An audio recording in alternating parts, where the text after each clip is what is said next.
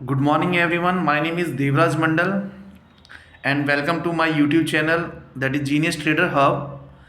आज मैं आपके लिए बहुत ही ज़बरदस्त एक कंपनी की बुक्स ऑफ अकाउंट्स को एनालाइज करने वाला हूं आप लोगों के लिए, जिसमें हम ये जानेंगे कि एक शेयर्स को परचेज़ करने के लिए हमें क्या क्या चीज़ों को देखना चाहिए, अकाउंट्स में हमें क्या क्या चीज़ों के को जानना, एनालाइज करना ज़रूरी है, जिससे कि हमें ये पता चल सके कि हमारा जो शेयर है जो हम खरीद रहे हैं, जिसमें हम अपने साल भर की मेहनत की कमाई उसमें लगा रहे हैं, वो हमारे लिए वो शेयर सस्ता है या महंगा है, या फ्यूचर में वो किस तरीके से हमें रिटर्न देगा वो शेयर आने वाले टाइम में। तो इन सब चीज़ों के बारे में हम जानेंगे। तो चलो शुरू करते हैं अपने इस बेहतरीन वीडियो की शुरुआत करते हैं। और मैं आपसे बोल रहा हूं कि इस वीडियो को आप ज़्यादा से ज़्यादा शेयर करना, ज़्यादा से ज़्यादा लाइक करना और सब्सक्राइब करना, कि हमें एक शेयर को परचेज़ करने के लिए हम किस किस चीज़ों का ध्यान रखते हैं, कहाँ किस कंपनी में हमें पैसा लगाना चाहिए, वो सब चीज़ें हम इसमें जानेंगे। तो इस वीडियो को लास्ट तक ज़रूर देखिएगा। मेरी वीडियो हमेशा आपको बड़ी मिलेगी। रीज़न है उसका, बड़ी वीडियो बनाने का एक रीज़न होता है कि मैं चाहता हूं कि आप लोगों को ज़्यादा से ज़्यादा नॉलेज आए, ज़्यादा से ज़्यादा आप अपने सेल्फ एनालाइज करें किसी भी चीज़ को। अगर हम चाहे तो एक बुक्स ऑफ अकाउंट्स को मिनटों में एनालाइज कर सकते हैं आज की डेट में, और वो हम चैट जीपीटी या जितने भी अभी जो एआई टूल्स हैं उसको हम यूज़ करके हम 1 से 2 मिनट में हम एनालाइज कर सकते हैं। बट वो 1 से 2 मिनट क्या रियली में हमारे लिए बेनिफिशियल है कि नहीं है, उस चीज़ को जानने के लिए हमें बुक्स ऑफ अकाउंट्स की नॉलेज बहुत ज़रूरी है। बिना अकाउंट्स की नॉलेज हम कोई शेयर्स में पैसा लगाते हैं तो हम अपने साल भर की कमाई या इतने साल भर की कमाई जो हमने मेहनत से कमाई है उसको हम लॉस कर सकते हैं। तो वो हमारे लॉस ना आए, तो इसलिए हमें पहले सीख के इन्वेस्टमेंट करें, वो बहुत ज़रूरी है। तो वही मैं इस वीडियो में सिखाने जा रहा हूँ। तो स्टार्ट करते हैं आरईसी लिमिटेड कंपनी के बारे में कि आरईसी लिमिटेड कंपनी क्या है। तो शुरू करते हैं इसके बारे में जानना। सबसे पहले अगर मैं देखूं आरईसी लिमिटेड का फुल फॉर्म क्या है। आरईसी लिमिटेड एक कंपनी है, उसका फुल फॉर्म है rural electrification corporations limited. Company के बारे में पढ़ते हैं, कंपनी क्या है। बहुत ही आसान लैंग्वेज में मैं इस पूरी वीडियो को एनालाइज करूँगा, ठीक है। सारी चीज़ें एक एक चीज़ आपको हिंदी में बताऊँगा ताकि आप इजीली अंडरस्टैंड कर सके उस चीज़ को। तो सबसे पहले हम किसी भी कंपनी में पैसा लगाने से पहले हमें क्या जानना ज़रूरी होता है, उस कंपनी के बारे में, कि वो कंपनी एक्चुअल में क्या करती है। जब अगर हमें कंपनी के बारे में नहीं पता होगा, हम किसी भी ऐसे ही कहीं भी पैसा लगा दें तो हमारे लॉस होने के चांसेस बहुत ज़्यादा होते हैं। किसी को भी देख के हम कहीं भी पैसा डाल दें, ऐसी इन्वेस्टमेंट कर दें जहाँ पे आपको वहाँ पर बिल्कुल नॉलेज नहीं है कि क्या होने वाला है आने वाले टाइम में, और आपने वहाँ अपने कैपिटल को लगा दिया और क्या पता वो शेयर्स गिर जाए, तो आपको काफ़ी टाइम तक वेट करना पड़ सकता है उस पैसे को रिकवर करने के लिए, कि आपका शेयर उस रेट पे पहुंच जाए। बट वैसा होगा नहीं, आप वेट ही करते रह जाओगे। तो उन सब चीज़ों से बचने के लिए हमें बुक्स ऑफ अकाउंट्स की नॉलेज बहुत ज़्यादा इम्पोर्टेंट है, बहुत ही ज़्यादा ज़रूरी है। तो आओ, आरईसी लिमिटेड क्या है। REC limited is a Navratna central public sector enterprise under the Ministry of Power, Government of India. It was incorporated in 1969 with the objective of financing power sectors project across India REC mainly provides long terms, medium terms, and short terms loans to power generations, transmissions, and distributions companies. तो simple हमें देखने को पता चला कि REC limited एक नवरत्न central public sector enterprise है, जो कि किसके अंडर में आती है? Ministry of power, government of India. Ministry of power, government of India इसको रन करती है। इसके सारे पॉलिसीज़ जो भी हैं, जो भी अगर हम बोले कि इसके रेखा देखी जो भी है इसके, वो under the ministry of power, government of India के थ्रू इसे मैनेज किया जाता है। It was incorporated in 1969। तो हमें ये जब लाइन पता लगी under the ministry of power, government of India, तो हमें छूटते ही हमें ये पता लग गया जो कंट्रोल्स है उसके ministry of power, government of India के पास है। तो मतलब ये गवर्नमेंट कंपनी है, ये हमारी हमारी गवर्नमेंट कंपनियों में आती है। ठीक है, तो ये कोई प्राइवेट कंपनी नहीं है, पब्लिक सेक्टर कंपनी है। ठीक है, तो आओ इसमें ये लिखा हुआ it was incorporated in 1969 with the objective of financing power sector projects across India. जब ये इसकी स्थापना कब हुई? इसकी स्थापना 1969 में ये शुरू हुई कि क्या ऑब्जेक्टिव लेके, क्या दिमाग में उद्देश्य लेके कंपनी खुली।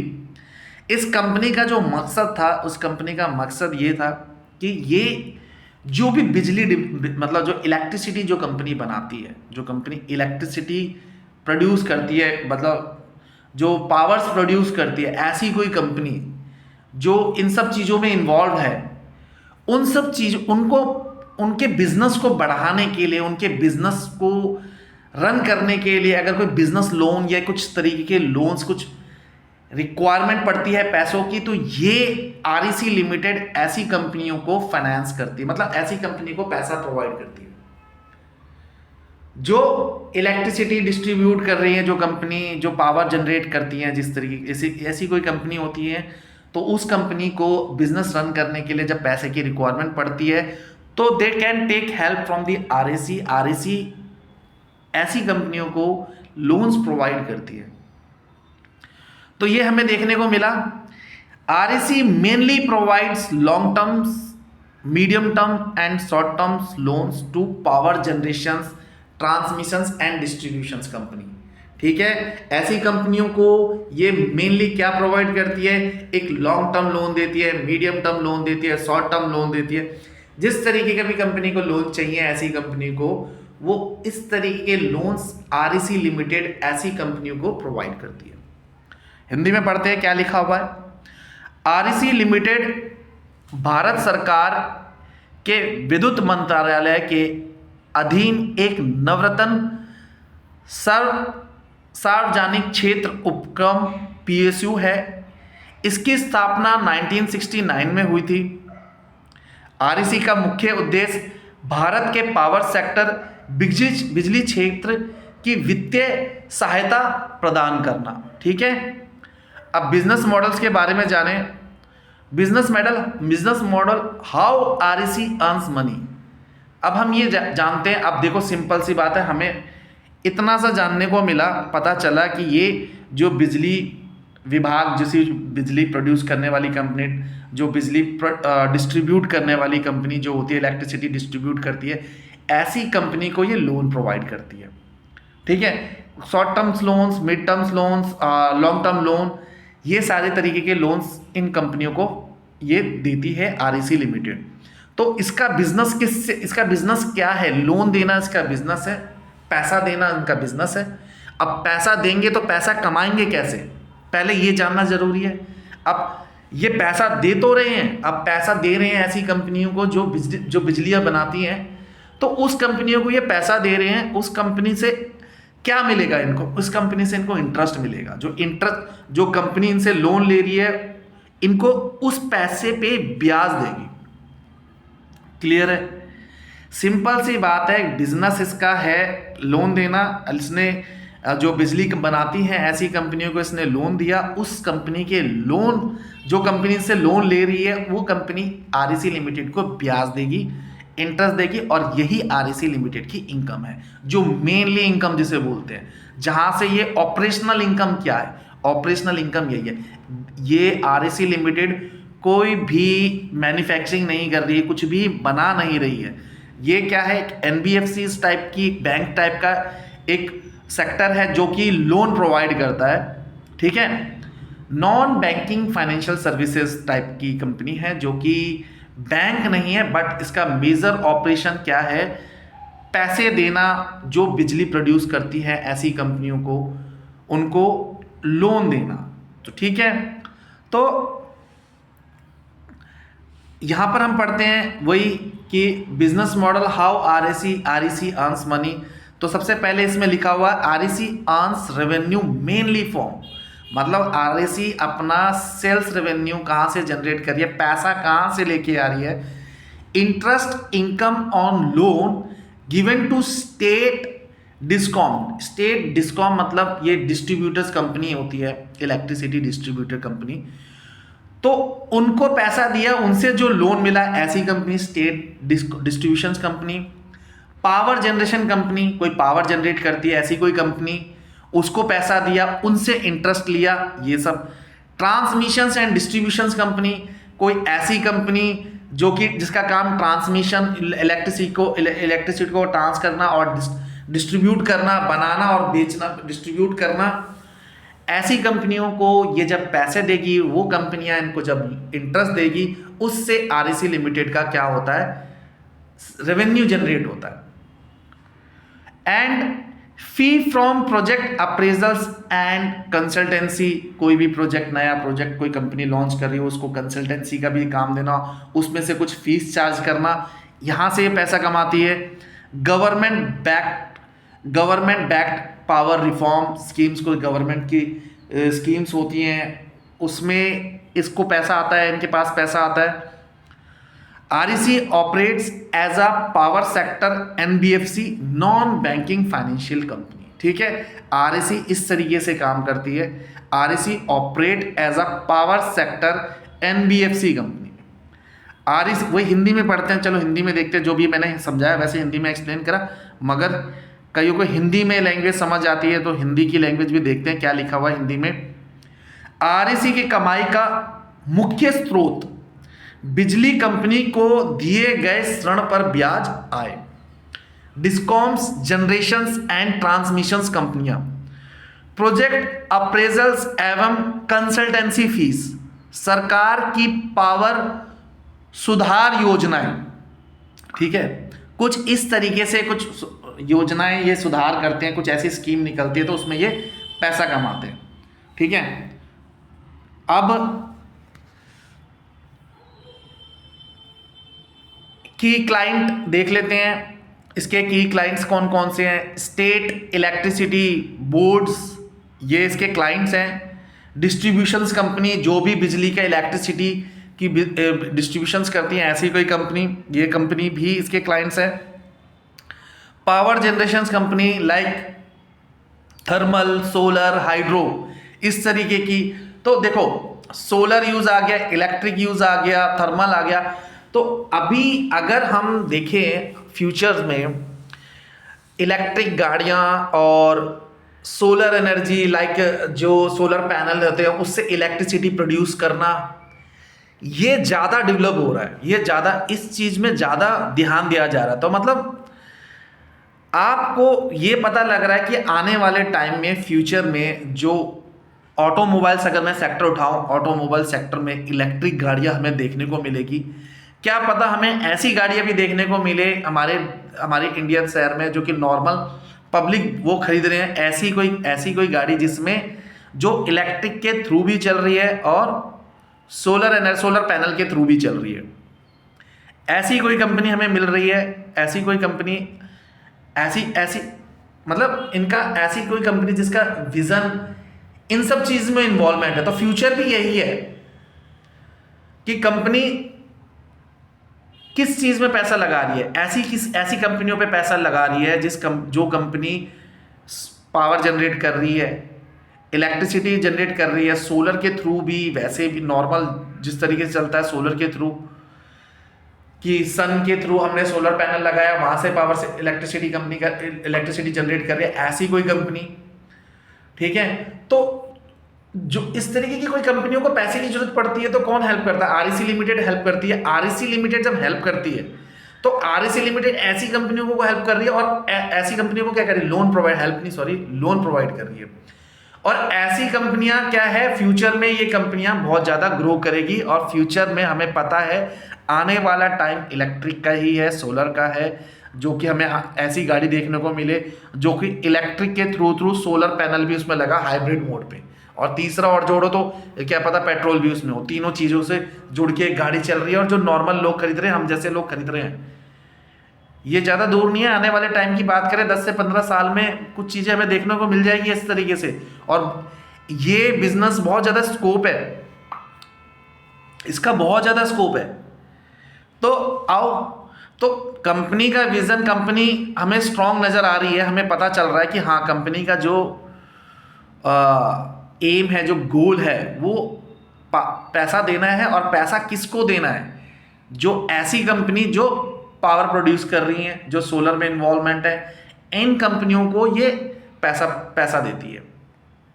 ठीक है, तो भाई ऐसी कंपनियों को जब पैसा, तो ऐसी कंपनी तो बढ़ती जाएंगी धीरे धीरे। जब इलेक्ट्रिक की गाड़ियाँ की डिमांड ज़्यादा बढ़ जाएगी, सोलर पैनल की ज़्यादा डिमांड बढ़ जाएगी, लोग अपने छतों में सोलर पैनल लगाना चालू कर देंगे, इलेक्ट्रिसिटी कम कर देंगे, सोलर पैनल लगना ज़्यादा चालू हो जाएगा। तो इन सब चीज़ों में जब सोलर पैनल लगना चालू हो जाएगा, जब इस तरीके की चीज़ें होने लग जाएगी, तो ग्रोथ तो आपको दिख ही रहा है कि ये कंपनी ऐसी कंपनियों को पैसा देती रहेगी, उनसे इंटरेस्ट कमाती रहेगी, और बिजनेस हमारा चलता रहेगा, आरईसी लिमिटेड का बिजनेस चलता रहेगा। तो फ्यूचर स्ट्रॉन्ग दिख रहा है। अगर हम इस तरीके से फोरकास्ट करें, फ्यूचर का फोरकास्टिंग करें या एनालाइज करें फ्यूचर को देख के, तो हमें पता लग रहा है कि हाँ फ्यूचर स्ट्रॉन्ग है ऐसी कंपनी का, क्योंकि इस तरीके की कंपनियां और आएंगी मार्केट में।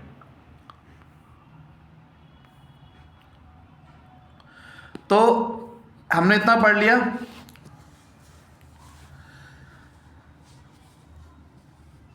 तो ये राज्य विद्युत बोर्ड, बिजली वितरण कंपनियां, बिजली उत्पादन कंपनियां, ट्रांसमिशन कंपनियां, ये सब कंपनियां हैं। आओ, गवर्नमेंट ओनरशिप्स एंड सपोर्ट। अब इसमें हम देखते हैं गवर्नमेंट ओनरशिप्स एंड सपोर्ट के बारे में जानते हैं। REC is majorly owned by government of India, हमें समझ आ गया। ठीक है, it enjoy sovereign support, strong backing, reduce default risk, many loans are state government guaranteed. तो क्या पता लग रहा है, आरईसी में भारत सरकार का बहुलांश हिस्सेदारी है, मतलब गवर्नमेंट ऑफ इंडिया की इन्वॉल्वमेंट ज़्यादा है इसी में। इससे सरकारी समर्थन प्राप्त मिलता है, गवर्नमेंट की कुछ पॉलिसीज़ या गवर्नमेंट का कुछ बेनिफिट्स इन कंपनियों को मिलता है। इससे डिफॉल्ट स्कीम कम होता है। कई ऋण राज्य सरकार की गारंटी के साथ होते हैं। इंपॉर्टेंट गवर्नमेंट स्कीम्स क्या क्या हैं? आरईसीज प्लेज अ की रोल इन इम्प्लीमेंटिंग, ये कुछ गवर्नमेंट स्कीम्स हैं। Uday scheme, revamp distribution sector scheme, Deendayal Upadhyay Gram Jyoti Yojana, Saubhagya scheme. REC सरकार की कई महत्वपूर्ण योजनाओं को लागू करता है। ठीक है, ये कुछ योजनाएं हैं जो कि आरईसी द्वारा इसे इम्प्लीमेंट किया जाता है। ठीक है, तो आओ, फाइनेंशियल स्ट्रेंथ क्या है? अगर हम नॉर्मली ओवरव्यू अगर जाने फाइनेंशियल स्ट्रेंथ कैसा, अभी हम पूरे अच्छे से एनालाइज करेंगे। ठीक है, इसमें मैंने देखा कंपनी के बारे में जान रहे तो कंपनी की financial strength, strong interest income. Interest income की बात करें तो काफ़ी स्ट्रॉन्ग है कि हाँ मतलब काफ़ी सारी कंपनियों को इन्होंने पैसा दे रखा है और वहाँ से इंटरेस्ट ले रहे हैं। स्टेबल नेट प्रॉफिट स्टेबल है। हेल्दी डिविडेंड पे आउट, देखो नेट प्रॉफिट भी कंपनी का स्टेबल है और healthy dividend pay out. Dividend क्या होता है? जब भी कंपनी का प्रॉफिट अर्न करती है ना, तो कंपनी को अपने प्रॉफिट में से कुछ हिस्सा रिजर्व्स में निकालना, रिजर्व्स में डालना होता है, ठीक है। अब उस रिजर्व में डालने से पहले कंपनी अब क्या करती है, अपने हिस्से में से कुछ हिस्सा जो उस कंपनी के शेयर होल्डर्स है, जैसे आरईसी लिमिटेड कंपनी के जो शेयर होल्डर्स है, आरईसी लिमिटेड कंपनी में जिन जिन लोगों ने पैसा लगाया होगा, तो कंपनी अपने प्रॉफिट में से हिस्सा डिस्ट्रीब्यूट करती है। प्रॉफिट, जो कंपनी का प्रॉफिट निकलता है उसमें से उस प्रॉफिट में से कुछ हिस्सा डिविडेंड के नाम पे डिस्ट्रीब्यूट करती है शेयर होल्डर को। तो डिविडेंड वो चीज होती है। तो कंपनी अपने मुनाफा में से हिस्सा निकाल के दे रही है, कुछ हिस्सा निकाल के दे रही है अपने शेयर होल्डर को। डिविडेंड पे आउट कंपल्सरी नहीं होता है कि कंपनी को, हर कंपनी डिविडेंड पे करे, ये कंपल्सरी नहीं होता है। कंपनी के पर डिपेंड करता है, कंपनी के बोर्ड ऑफ डायरेक्टर की मीटिंग पे डिपेंड करता है कि वो अपने शेयर होल्डर को देना चाहते हैं कि नहीं देना चाहते। अगर नहीं देना चाहते तो उस पैसे को कंपनी की ग्रोथ में लगाया जाता है, रिजर्व्स में रखा जाता है। तो वहां से पैसा निकाला जाता है जो कि वो पैसा कंपनी के ग्रोथ, कंपनी के कैपिटल एक्सपेंडिचर्स को बढ़ाने के लिए, तो इन सब चीज़ों में उसको यूज़ किया जाता है। तो अगर कंपनी डिविडेंड नहीं दे रही तो इट डजेंट मीन कि कंपनी बेकार है। क्या पता कंपनी ग्रो कर रही है। अगर ज़्यादा से ज़्यादा कंपनी ग्रो करेगी वो पैसा यूटिलाइज करके, तो कंपनी के शेयर्स बढ़ेंगे, तो हमारे शेयर्स में हमारा ज़्यादा वो होगा इन्वॉल्वमेंट, ठीक है। तो शेयर्स में हमारा ज़्यादा प्रॉफिट होगा। अगर कंपनी डिविडेंड नहीं बांट रही तो वो अपने बिजनेस को बढ़ा रही है। बट हाँ, जो कंपनी डिविडेंड बांट रही है तो ऐसी कंपनी तो definitely it's very very good company, जिसके फाइनेंशियल्स अच्छे हैं, कंपनी के फाइनेंशियल्स भी अच्छे हैं, कंपनी के स्ट्रेंथ भी अच्छी है, तो वेरी वेरी गुड कंपनी। ऐसी कंपनियों में हमें पैसा लगाना चाहिए। जो कंपनी डिविडेंड बांट रही है अपने शेयर होल्डर को, मतलब अपने शेयर में से कुछ पैसा निकाल के दे रहे, अपने प्रॉफिट में से कुछ पैसा निकाल के शेयर होल्डर को दिया जा रहा है। तो शेयर होल्डर का, अगर सपोज करो अगर शेयर्स में फॉल डाउन चल रहा हो, शेयर्स की प्राइस जिसने उसने खरीदा हो उसमें फॉल डाउन चल रहा हो, वो शेयर्स के प्राइस गिरे हो, बट तब भी उस कंपनी में वो अगर टिका रहा है, इन्वेस्टमेंट उसने जोड़ के रखी हुई है, इन्वेस्टमेंट रखी हुई है, तो उस कंपनी में उसे डिविडेंड मिलेगा। तो डिविडेंड से उसका प्रॉफिट हो सकता है। डिविडेंड उसका एक मुनाफा की तरह एक शेयर होल्डर के पास आ सकता है।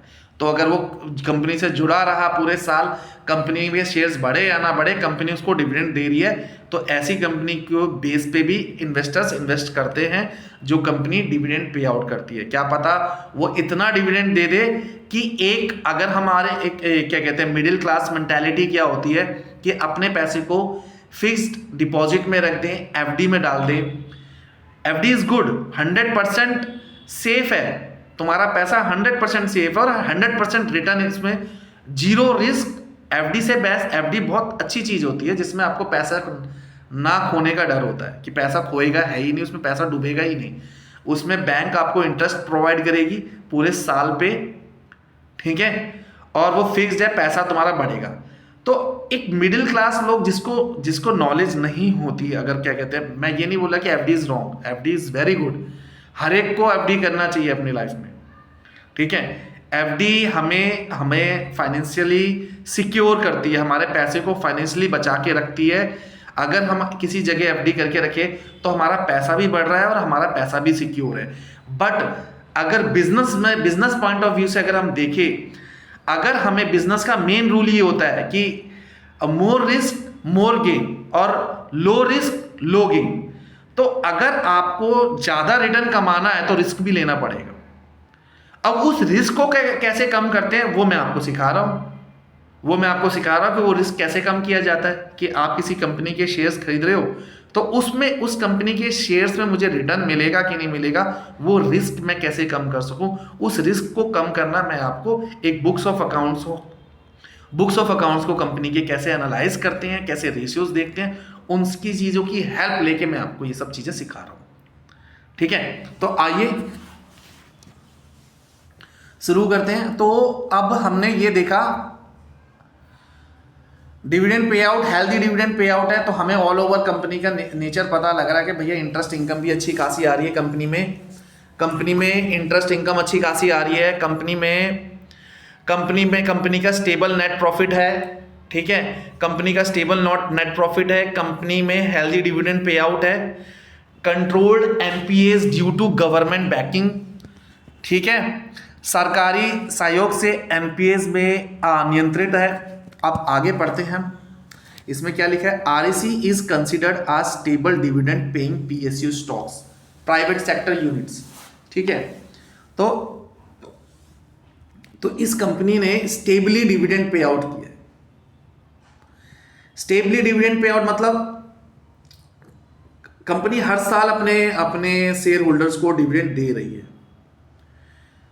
तो दिस इज शोइंग दैट। और रिस्क फैक्टर देखते हैं, रिस्क फैक्टर क्या है।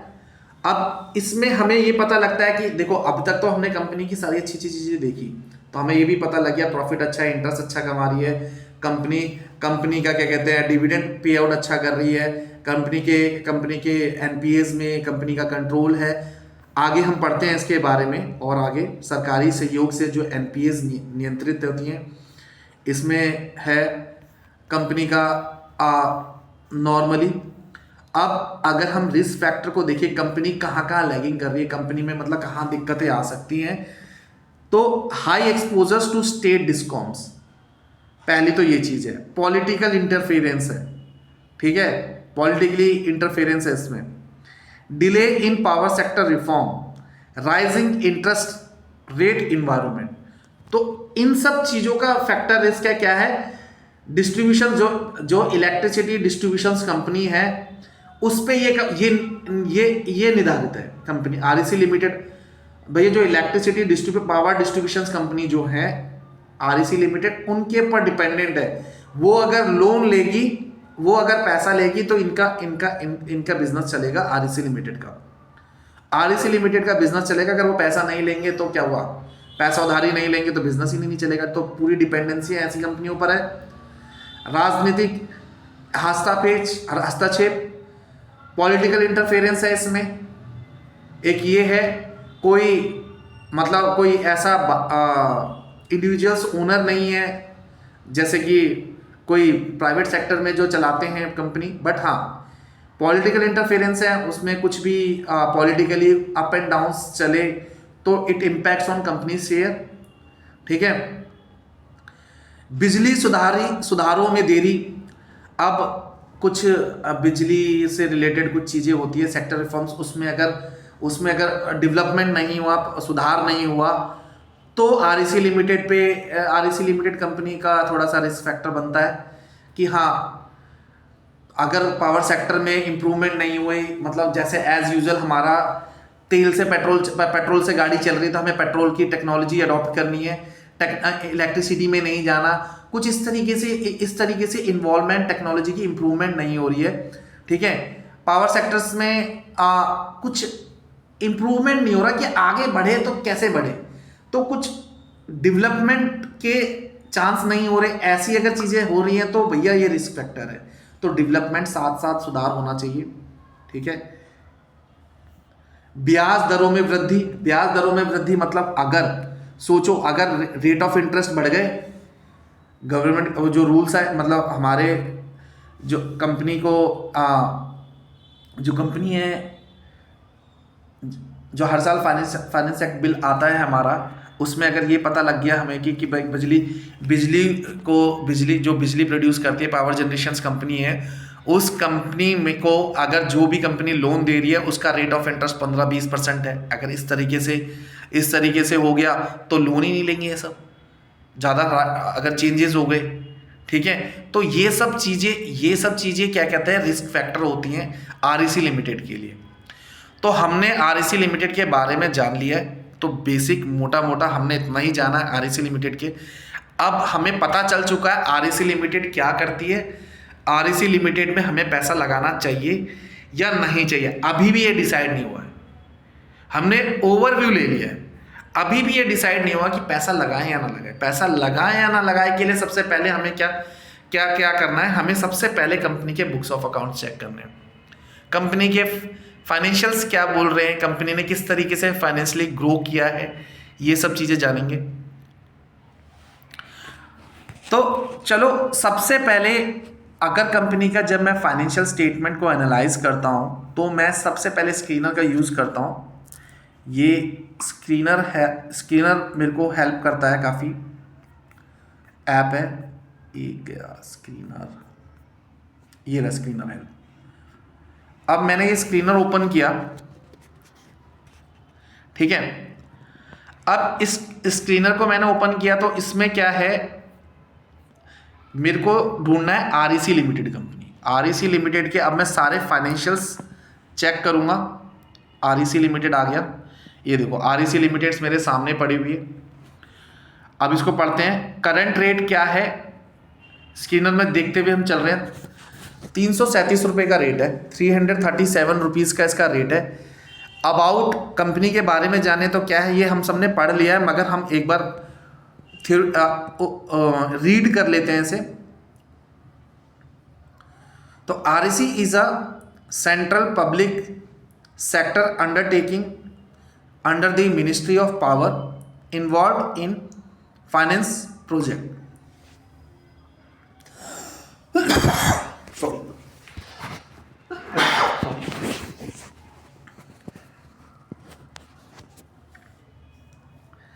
तो रीड कर रहे हैं हम। REC is a central public sectors undertaking under the ministry of power involve in financing projects in the complete power sector value chain from generations to distributions.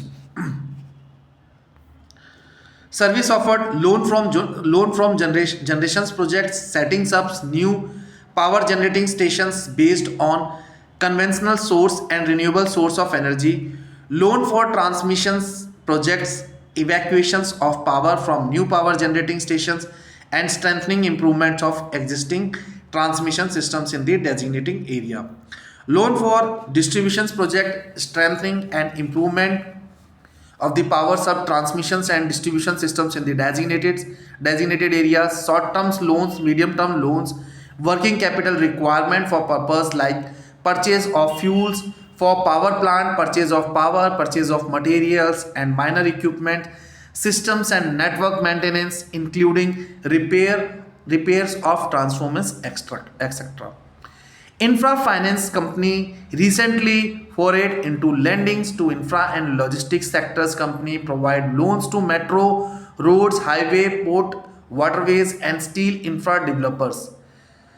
Sovereign supports. REC is a nodal agency for the implementations of various goal schemes aims at developing the country's power sectors such as Deen Dayal Upadhyay Gram Jyoti Yojana, Subhagya, amongst others. Given the government support, the company has been able to raise funds at competitive rates and has floated tax-free and 54 EC low-cost capital gain bonds to raise funds, providing financial flexibility to the company.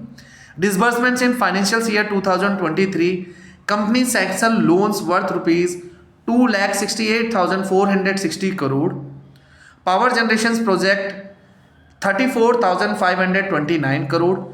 Renewable energy project 21,371 crore. Transmissions and distributions projects 1,22,050 crore. Infrastructures and logistics 85,734 crore. Other loans 4,775 crores. Disbursement goal anticipating 4,00,000 crores in sections and 1,50,000 crores in disbursements in financial year 2024. Assets quality, company had gross NPAs of 3.42% and net NPAs of 1.01% in financial year 2023. It has created a dedicated teams to look into stressed assets, the issues faced in such projects and propose resolutions. Outstanding loan compositions H1 financial year 2024, state 90%, private 10%. Outstanding loan compositions H1 financial year 2024, power generations 29%, distributions 44%, transmissions 10%, renewable 6%, infra and logistics 10%. Measures borrowers percentage contributions to loan book: Tamil Nadu generations and distributions 9.5%, Maharashtra states electricity distributions 4.5%, Uttar Pradesh power corporation 4%, Kaleshwaram's irrigation project corporation 3.8%, promoter change. In March 2019, Power Finance Corporations, a CPSE with Maharatna status, acquired 52.63% stakes for 14,500 crore in REC Limited from the Presidents of India and thereby become the promoters and the holding companies of REC Limited.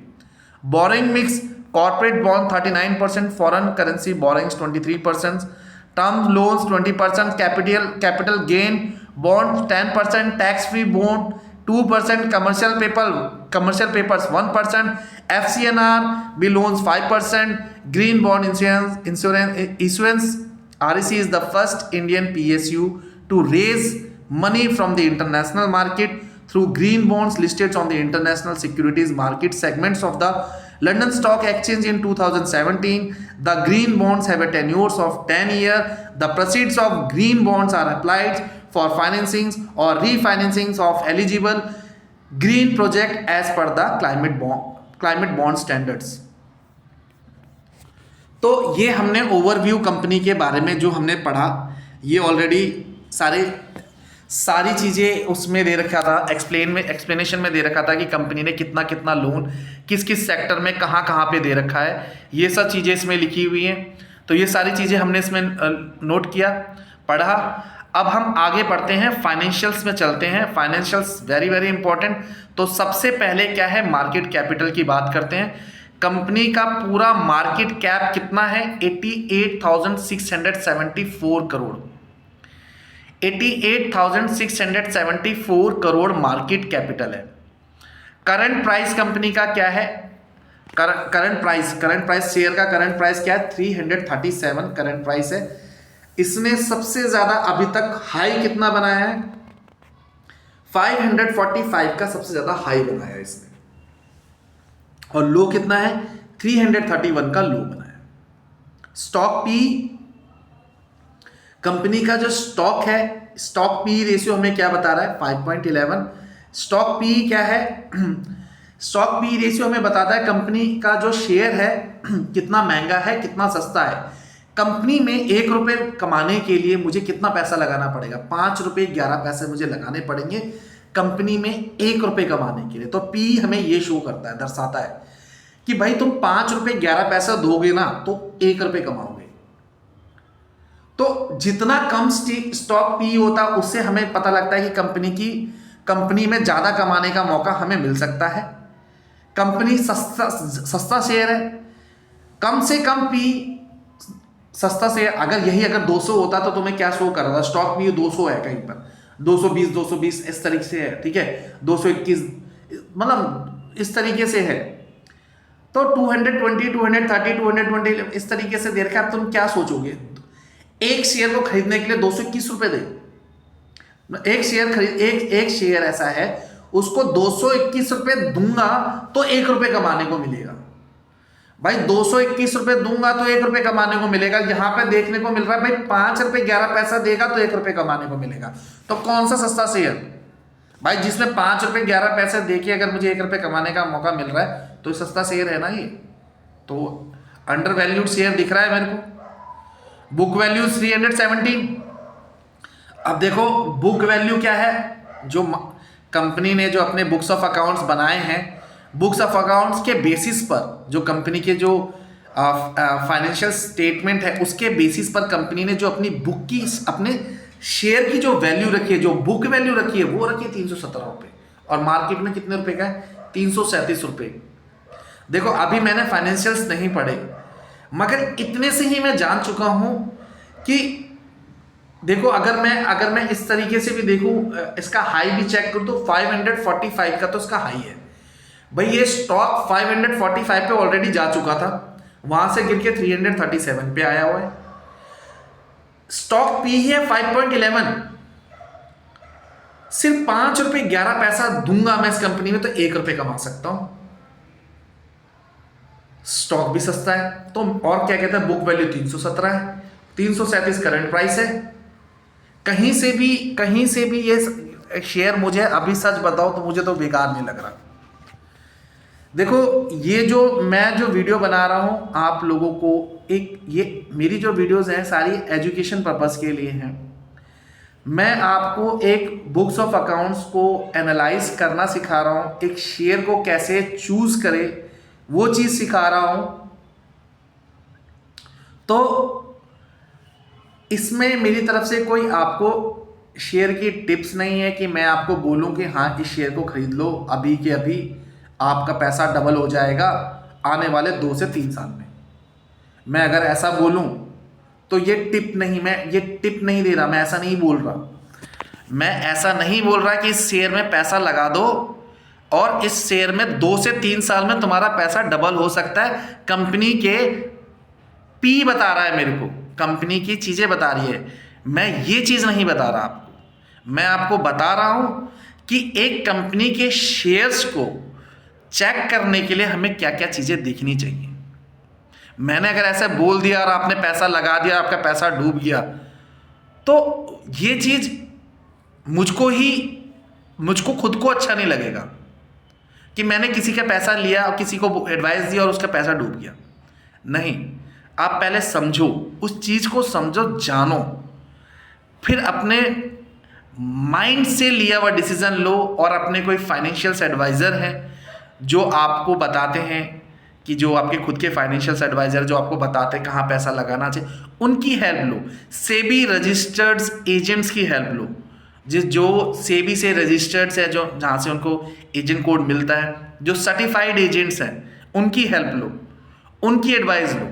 They are providing the right path. मैं आपको सिर्फ education दे रहा हूँ, एक stocks को किस तरीके से एनालाइज करते हैं, बस दैट्स इट। मैं आपको ये नहीं बोल रहा कि ये स्टॉक पी 5.11 का है, 5 रुपये 11 पैसा देके 1 रुपये कमाने का मौका मिल रहा है, इतना सस्ता शेयर है। इस शेयर को अगर मैंने 337 में खरीद लिया, बुक वैल्यू तो 317 रुपये है, अगर इस शेयर को मैंने 337 रुपये में खरीद लिया तो आने वाले 2-3 साल में अगर मेरा पैसा क्या पता 600-700 हो जाए, डबल हो जाए। मैं ऐसा नहीं बोल रहा, ये टिप्स नहीं है। मैं आपको एनालाइज करना सिखा रहा हूं कि किस तरीके से स्टॉक को एनालाइज करते हैं, ठीक है। तो आइए ये है ग्राफ, थोड़ा सा ग्राफ देख लेते हैं। चलो इसको मैं अभी अच्छे से दिखाऊंगा, ग्राफ को अच्छे से दिखाऊंगा। पहले अभी हम क्रॉस पढ़ते हैं। अब कंपनी के क्या एडवांटेज है, stock is trading at 1.05 times it's book value, ठीक है। तो सिर्फ अपनी बिग बुक वैल्यू से 1.05 टाइम्स ही ट्रेड कर रहा है, मतलब इतना ही महंगा है। जो उसकी बुक वैल्यू है उससे 1.05 टाइम्स ही महंगा है, बस दैट्स इट। मतलब आसपास बुक वैल्यू के आसपास ही कंपनी का शेयर्स है। That is a advantage point जो मैंने आपको भी बताया कि कंपनी का शेयर्स बुक वैल्यू के आसपास ही है, कि कंपनी जिस हिसाब से काम कर रही है, जिस हिसाब से उसने अपना मुनाफा किया, उस हिसाब से उसका जो शेयर्स की वैल्यू बननी चाहती है बनती है, वो शेयर्स की वैल्यु बनती है 317 रुपये। तो बुक वैल्यू इतना है। और वही अगर मैं बात करूं करंट प्राइस की, तो मार्केट में जो प्राइस चल रहा है वो 337 रुपये है, ठीक है। तो आओ आगे बढ़ते हैं। Stock is providing a good dividend yield of 5.40%, ठीक है। तो स्टॉक का डिविडेंड पे आउट भी अच्छा है, गुड डिविडेंड दिया 5.40% के हिसाब से। Company has been maintaining a healthy dividend pay out, ठीक है।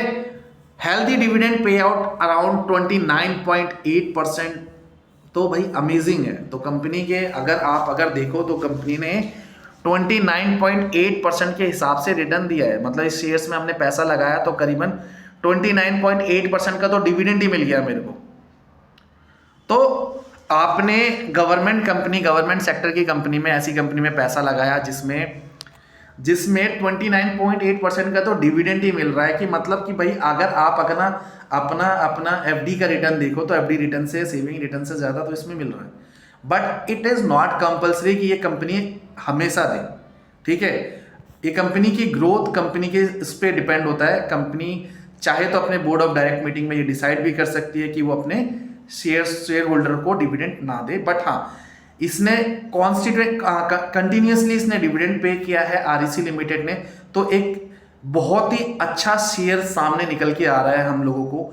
जितना जितना हम पढ़ते जा रहे हैं वो सब चीज़ें पढ़ते पढ़ते मेरे सामने एक बहुत ही सुंदर सा शेयर मार्केट में आपके सामने एक नज़र आ रहा है, जिसको जो हर जगह से मुझे सही लग रहा है। आओ आगे बढ़ते हैं। Companies working capital requirements have reduced from 39.8 days to 19 days.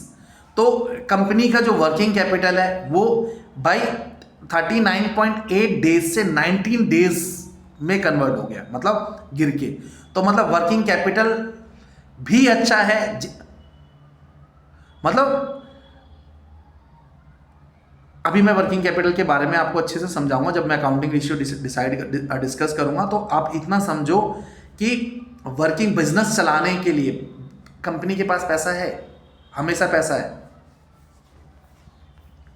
Company has low interest coverage, ठीक है, ये इसके डिसएडवांटेज है। Company has low interest coverage ratio, company might be capitalising the interest cost, ठीक है। अब आते हैं इसका, देखते हैं पीयर कंपनी क्या क्या है। पीयर कंपनीज कौन से होते हैं? जो इसके पीयर कंपैरिजन, जो इसकी सब्स्टिट्यूट कंपनी है, जो मार्केट में इसके जैसी कंपनी ऑलरेडी है। तो देखो इसमें सबसे सस्ता कौन सा शेयर है? पी से हम देखेंगे ओवर वैल्यूड या अंडर वैल्यूड। तो पावर फिनकॉर्प, पीएफसी, तो अभी मैंने पीएफसी पे भी वीडियो बनाया था। आप अगर मेरा देखो तो इससे पिछले वाली वीडियो पीएफसी पे ही थी, तो वो भी हमारे सामने एक बहुत ही अच्छा शेयर निकल के आया था और मैंने उस पर डिस्कस किया था। अब आईआरएफसी का देखो 21.43 है, मतलब एक रुपये कमाने के लिए मुझे कंपनी को कितना पैसा देना है? 21.43 रुपये। तो मतलब भैया 1 रुपये कमाने के लिए मैं 21.43 रुपये क्यों दूं? मैं आरईसी लिमिटेड को दे देता हूं 1 रुपये कमाने के लिए 5 रुपये 11 पैसे, ठीक है। तो ओवर वैल्यूड अंडर वैल्यूड चीजें आ रही है इसमें। तो सबसे सस्ता पावर फिनकॉर्प है, आरईसी लिमिटेड 5.11, हुडको, IREDA, Indian renewable energy, IREDA भी। तो देखो कंपनी पावर फिनकॉर्प भी यही कर रही है, आरईसी लिमिटेड भी यही करती है ऑलमोस्ट।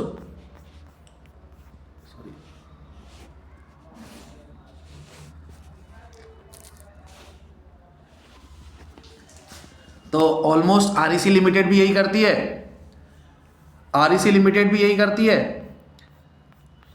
और इसकी जो पीयर कंपनीज में जो आ रहे हैं, हुडको लिमिटेड भी यही करती है। आईरेडा तो अभी आया था रिसेंट में इसका आईपीओ आया था, काफ़ी तेजी से भागा था ये आईपीओ। तो इसका पीयू कितना? 21.58। मतलब आईरेडा में 1 रुपये कमाने के लिए मुझे कंपनी के शेयर्स में कितना पैसा लगाना पड़ रहा है? 21.58 रुपये। तो अब इसमें से सबसे बेस्ट कौन सा दिख रहा है मेरे को? पावर फिनकॉर्प, आरईसी लिमिटेड सबसे सस्ता दिख रहा है। चलो आगे बढ़ते हैं। अब देखते हैं कंपनी के क्वार्टर रिजल्ट्स, ठीक है।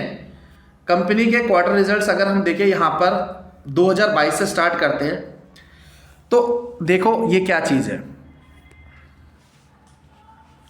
सबसे पहले अगर मैं बात करूं फिगर्स इन करोड़, फिगर जो है करोड़ में है, ठीक है। सेल्स रेवेन्यू जो कि जनरेटेड हुआ सितंबर 2022 में 9,956 करोड़ का इन्होंने रेवेन्यू जनरेट किया था। मतलब लोन वोन दे के पैसा इंटरेस्ट में लेके इतना अच्छा खासा रेवेन्यू जनरेट हुआ। और 2022 से लेके दिसंबर 2022 में परफॉर्म किया 9,782, 10,243, जून 2023 में 11,104, सितंबर 2023 में 11,688, दिसंबर 2023 में 12,052, मार्च 2024 में 12,677, जून में 13,079 करोड़, सितंबर 2024 में 13,682 करोड़, दिसंबर 2024 में 14,272 करोड़, मार्च 2025 में 15,352 करोड़, जून 2025 में 14,737 करोड़, सितंबर 2025 में 15,153 करोड़। तो इतने का रेवेन्यू हुआ है। और तो देखो, देखने से क्या मिल रहा है भैया, रेवेन्यू तो बढ़ ही रहा है। ठीक है, तो मेरे को तो यही चाहिए, रेवेन्यू बढ़ना चाहिए। एक्सपेंस देखो, कंपनी ने एक्सपेंस कितना किया, एक्सपेंस 794 करोड़ से लेके करते करते करते करते कंपनी ने 476 करोड़ का किया। इस हिसाब से कंपनी का जो ऑपरेटिंग प्रॉफिट निकल के आया है 9,162 करोड़, 9,737 करोड़ ऑपरेटिंग प्रॉफिट। मतलब कंपनी ने कितना रेवेन्यू जनरेट किया, कंपनी के पास कितना पैसा आया, और कंपनी के जितने भी खर्चे थे वो खर्चे हटाने के बाद कंपनी के पास ऑपरेशन का प्रॉफिट, ये मेन ऑपरेशन का प्रॉफिट है, जहां जो कंपनी का बिजनेस है उससे पैसा आ रहा है, उसमें से उसमें बिजनेस में करने के लिए जो उसने एक्सपेंस किए वो घटा दिया, घटाने के बाद जो प्रॉफिट आया वो हमारा ऑपरेटिंग प्रॉफिट है। ये ऑपरेटिंग प्रॉफिट मार्जिन है 92%। 92% क्या शो कर रहा है, ये शो कर रहा है कि सेल्स में प्रॉफिट का कितना हिस्सेदारी है। तो 92% सेल्स में प्रॉफिट की हिस्सेदारी है। 794 क्या है, 8% एक्सपेंस है, 8% एक्सपेंस है, और 92% क्या है, प्रॉफिट। अगर ये जितना मैक्सिमम होगा वो तो ज़्यादा बेस्ट होगा। अब मेरे को तो ये सब देखो, आप 100% ऑपरेशन प्रॉफिट मार्जिन भी आ गया, अप्रोक्स 101% भी आ गया। यहां कुछ गड़बड़ है क्या? अब देखो 101% कैसे हो सकता है भाई, ये कह रहा है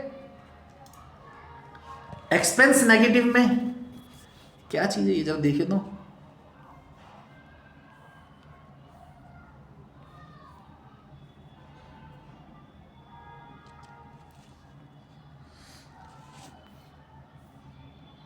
चलो इसे इग्नोर करो, माइट भी कुछ हो सकता है इसमें जिस जो है। चलो ठीक है, इस पे आते हैं हम सीधा ऑपरेटिंग प्रॉफिट पे। अब देखो ऑपरेटिंग प्रॉफिट मार्जिन हमें देखने को मिल रहा है, तो भैया सही है, ऑपरेटिंग प्रॉफिट मार्जिन अच्छा खासा 97% तक भी जा रहा है, तो ठीक है। क्योंकि देखो इस ऐसे बिजनेस में एक्सपेंसेस कम इसलिए होते हैं, प्रॉफिट ज़्यादा इसलिए होता है क्योंकि देखो बिजनेस में खर्चा कुछ है ही नहीं, कंपनी को लोन देना है, बैंक्स प्राइवेट जो पावर जनरेशन कंपनी है उसको लोन देना है, अब उसमें से इंटरेस्ट कमाना है। तो एक्सपेंस तो बहुत कम ही होते हैं बिजनेस चलाने के लिए, ना ही इसमें इतना कोई मैन्युफैक्चरिंग तो यूनिट है नहीं कि मतलब रॉ मटेरियल की कॉस्ट, इसकी कॉस्ट, उसकी कॉस्ट लगे, तो इसलिए ऑपरेटिंग प्रॉफिट मार्जिन इसमें ज़्यादा है। तो जहाँ तक मुझे लगता है जो कॉस्ट आ रही है वो एम्प्लॉय कॉस्ट है, सिर्फ एम्प्लॉय की सैलरी जो पे कर रहे हैं, दैट्स इट, इसके अलावा कुछ नहीं है। ठीक है, और अदर इनकम क्या हुआ, कंपनी ने अदर इनकम, जैसे कि कंपनी ने ऑपरेटिंग प्रॉफिट से हटकर कोई इनकम कमाया हो। ऑपरेटिंग प्रॉफिट मतलब कंपनी का जो मेन बिजनेस है उस बिजनेस से हटा दो, उस बिजनेस को हटा दो, इसके अलावा कंपनी ने कुछ कमाया है। अब इसके अलावा कैसे कंपनी ने कमाया, जरा मैं से देखूँ तो अदर इनकम नॉर्मल अगर मैं देखूँ तो कंपनी ने 8.01, 13.7, 11.7 करोड़, 19 इस तरीके से कराया। ये कौन सा ये कौन सी इनकम है, कोई सी भी इनकम हो सकती है कंपनी के, छोटे मोटे इनकम, कोई ऐसी इनकम होगी जो डेप्रिशिएबल एसेट्स होगी, कूड़े के स्क्रैप बेच दिया हो, उसमें से प्रॉफिट आ गया हो। अब वो प्रॉफिट हमारे बिजनेस का प्रॉफिट नहीं है, मगर हमारे काफ़ी मोटा अमाउंट है, तो वो हम अपने इसमें ऐड ऑन कर लेंगे। अब ये इंटरेस्ट वो इंटरेस्ट है जहाँ ये इंटरेस्ट कमाने वाला इंटरेस्ट नहीं है, कमाने वाला इंटरेस्ट इसमें होगा।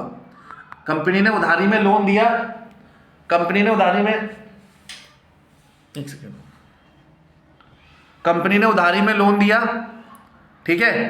अब कंपनी ने उधारी में लोन दिया, उधारी में लोन देने पे कंपनी ने इंटरेस्ट लिया, तो इंटरेस्ट में जो पैसा आया होगा वो पैसा कहाँ आया, इसमें है, सेल्स में, ठीक है। ये जो YOY ये जो सेल्स है ना, जो सेल्स बना है, ये है इंटरेस्ट रिसीव वाला पैसा जो हमने power generation company, electricity distribution company को जो पैसा दिया है, उस कंपनी के पैसे को देने के बाद उन्होंने हमें इंटरेस्ट दिया, REC लिमिटेड को इंटरेस्ट दिया, वो पैसा यहाँ पर है। अब ये इंटरेस्ट कौन सा है, ये इंटरेस्ट भाई वो इंटरेस्ट है कंपनी में, कंपनी की बिल्डिंग है, कंपनी का रेंट है, कुछ चीज़ें हो गई, बहुत सारे छोटे मोटे एक्सपेंसेस होते हैं, उसको चलाने के लिए, बिजनेस को रन करने के लिए कंपनी ने कुछ लोन लिया होगा। मतलब लोन देने वाली कंपनी भी लोन ले सकती है, ऐसा भी हो सकता है। तो दोनों जगह से, एक जगह से इंटरेस्ट जा भी सकता है, एक जगह से इंटरेस्ट आ भी सकता है। जब इसने power generation electricity distribution company को जब लोन दिया तो वहां से इन्हें इंटरेस्ट मिला, वो सेल्स का पार्ट हो गया। अब इन्होंने क्या करा, अब इन्होंने कहीं कहीं लोन दिया, लिया होगा, कहीं से बिजनेस चलाने के लिए लोन लिया होगा, तो उसमें दिया गया जो इंटरेस्ट है वो इनका क्या है, खर्चा। इन्होंने खर्चा पे किया होगा ना, इन्होंने पे किया होगा ना, लोन का इंटरेस्ट पे किया होगा ना इन्होंने, आरईसी लिमिटेड वालों ने, यहाँ पे एक्सपेंस में। ये वो वाला इंटरेस्ट है जब इन्होंने किसी से लोन लिया, आरईसी लिमिटेड ने लोन लिया और वहां पे इसने पैसा पे करा रेट ऑफ इंटरेस्ट पे लगा के।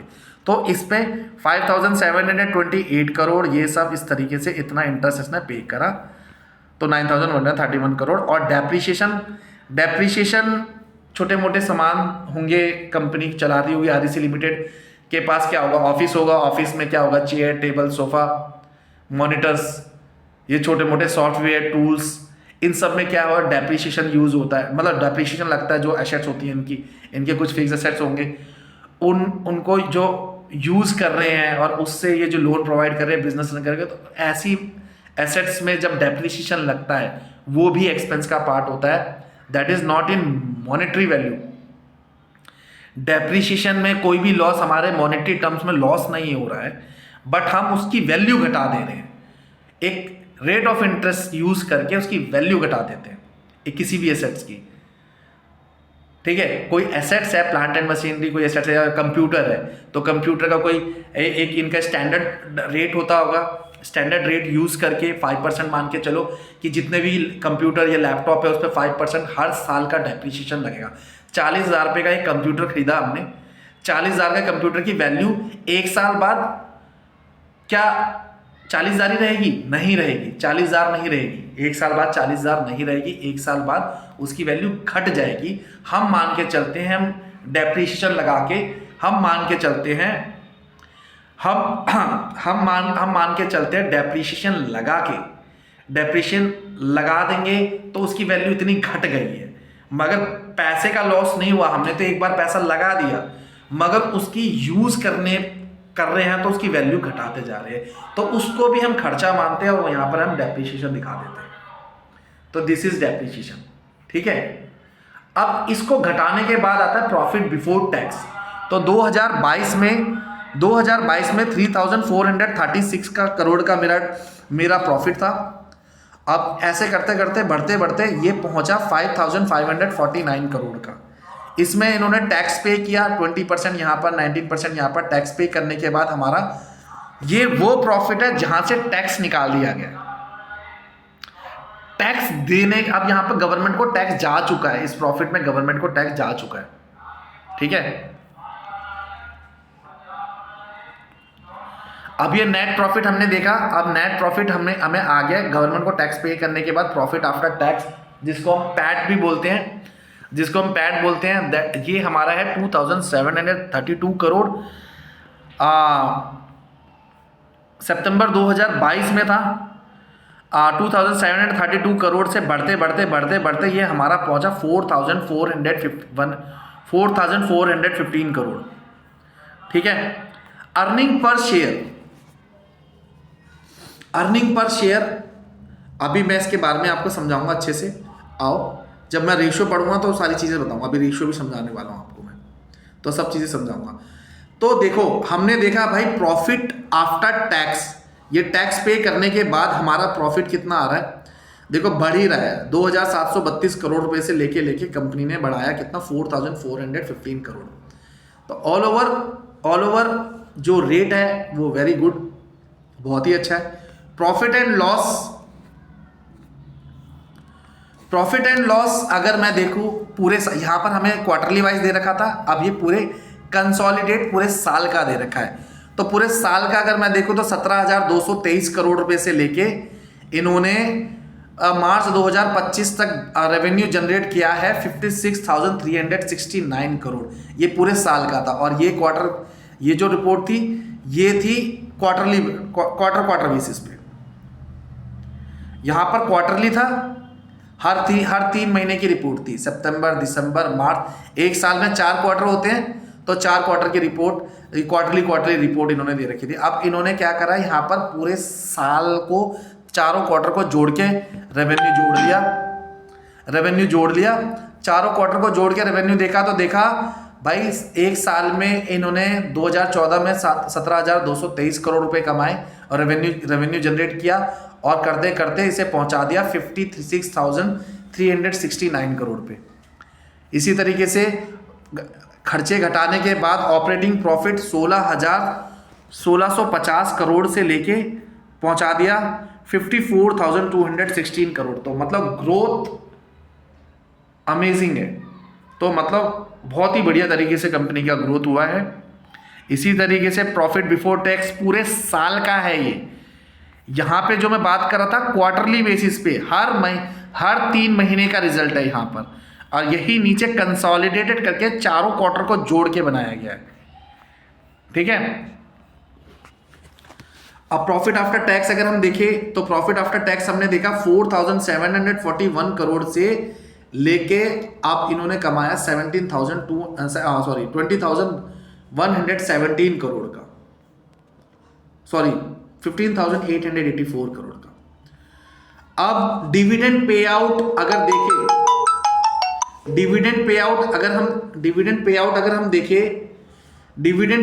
देखें तो मार्च 2014 में 20% तक का डिविडेंड पे आउट हुआ है, मार्च 2015 में 20%, मार्च 2016 में 30%, मार्च 2017 में 30%, मार्च 2000 तो 29%, 22%, 19%, 22%, 21%, सॉरी ये नीचे मैं टैक्स पढ़ रहा था, 20%, 30%, 41%, 30%, 40%, 30%। तो 30% तक का तो इन्होंने डिविडेंड पे कर दिया है। 30 dividend pay out. Compounded sales growth अगर हम देखें तो 10 साल में इसने कंटिन्यूसली कितना रिटर्न दिया है, ऑन एन एवरेज 11% का, 5 साल में ऑन एन एवरेज 13% का, 3 साल में ऑन एन एवरेज 13% का, और TTM मतलब पूरे साल का अगर बात करें, एक साल का प्रीवियस ईयर से लेके, तो पिछले साल के हिसाब से इसने 16% का सेल्स ग्रोथ दिया है। प्रॉफिट ग्रोथ 12%, 10 ईयर में, 5 ईयर 26%, 3 ईयर 17% और TTM 16%। ठीक है, 16% प्रॉफिट ग्रोथ इतना हुआ है। स्टॉक प्राइस CAGR ये मैं आपको अभी समझाऊंगा। 10 ईयर 15%, 5 ईयर्स 26%, 3 ईयर 43%, 1 ईयर 38%। तो ऑल ओवर अभी ये सारी चीज, ये रिटर्न ऑन इक्विटी रेशियो पे हम अभी समझेंगे इसको अच्छे से, तो मैं समझा के ही आपको अच्छे से समझा पाऊंगी क्या है। Return on equity 10 year 20%, 5 year का 21%, 3 ईयर का 21%, लास्ट ईयर 22%। अब बैलेंस शीट देखते हैं। बैलेंस शीट हमें दे रखी है पूरे साल की।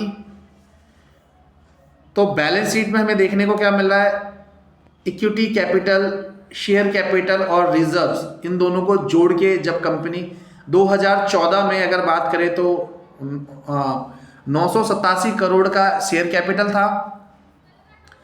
शेयर कैपिटल बढ़ते हमारा 2025 में 2,633 करोड़ इक्विटी कैपिटल है, 2,633 करोड़ का इक्विटी शेयर कैपिटल है। रिजर्व्स अगर देखें 19,816 करोड़ का तो रिजर्व ही है, 24,085 करोड़ का रिजर्व, 27,996 रिजर्व्स क्या होते हैं हमारे, इक्विटी कैपिटल तो हमारे जो शेयर होल्डर है उनका पैसा कंपनी के जो होल्डर्स हैं, प्रमोटर्स हैं, उनका पैसा कितना है, इतना पड़ा हुआ है। रिजर्व्स कंपनी ने जो प्रॉफिट में से हर साल प्रॉफिट कमा रही है, उस प्रॉफिट में से डिविडेंड निकाल के टैक्स पे करने के बाद जो पैसा ऐड ऑन किया जा रहा है रिजर्व में, वो ये रिजर्व है। तो ज़्यादा से ज़्यादा रिजर्व मतलब goods financial strength of the company, जितना ज़्यादा रिजर्व देखने को मिलेगा, कंपनी के पास बैकअप उतना ज़्यादा है। 19,816 करोड़ 2015 टू 24,085 करोड़ से लेके इन्होंने सितंबर 2025 में जो रिजर्व बनाया 80,848 करोड़ तक का। अमेजिंग। देखो 19,000 से लेके 80,848 करोड़ तक का रिजर्व। बोरोइंग्स की अगर हम बात करें, ये वो बोरोइंग्स है जो कंपनी ने लिए हुए हैं, ठीक है, लिए हुए हैं उधारी। तो इतनी, अब देखो एनबीएफसी भी क्या करती होगी, एक कम रेट पे लोन उठाती हैं और हाई रेट पे बेच देती हैं। तो इनका बिजनेस क्या है, पैसा लेना पैसा देना। कहीं से कम रेट पे पैसा उठाया, वहीं से उसे ज़्यादा रेट पे उनको फाइनेंस कर दिया, ठीक है। तो यही है 1 लाख। तो एनबीएफसी में ज़्यादा लोन मायने नहीं रखता है, क्योंकि उनका लोन लेना और लोन देना उनका काम ही, बिजनेस ही यही है। तो बोरोइंग्स ज़्यादा हो सकती हैं इसमें कोई। देखो 1,26,173 करोड़ का बोरोइंग्स से स्टार्ट हुआ 2014 से, और ये पहुंचा 5,16,180। भाई यही पैसा 5,16,180 करोड़ रुपीस, यही पैसा को उठा के दे रहे हैं। यहां से पैसा लिया, फिर 5,16,180 करोड़ उठाया और यहीं से सर्कुलेट कर रहे हैं, इसी से पैसा रेवेन्यू में, मतलब इसी से पैसा लोन दे रहे हैं लोगों को। एनबीएफसी जो भी इलेक्ट्रिसिटी डिस्ट्रीब्यूशन कंपनी है, पावर जनरेशन कंपनी है, उनको ये पैसा यहाँ से निकाल के देते हैं और वहाँ से लो ऑफ रेट ऑफ इंटरेस्ट से इनकी रेवेन्यू जनरेट होता है। तो बिजनेस तो इनका बोरिंग से ही होगा। तो यहाँ पर हम बोरिंग्स अगर देख रहे हैं ज़्यादा है, तो ये कोई वो वाली बात नहीं है कि मतलब डरने वाली बात नहीं है कि इस बिजनेस में तो लोन इतना ही है।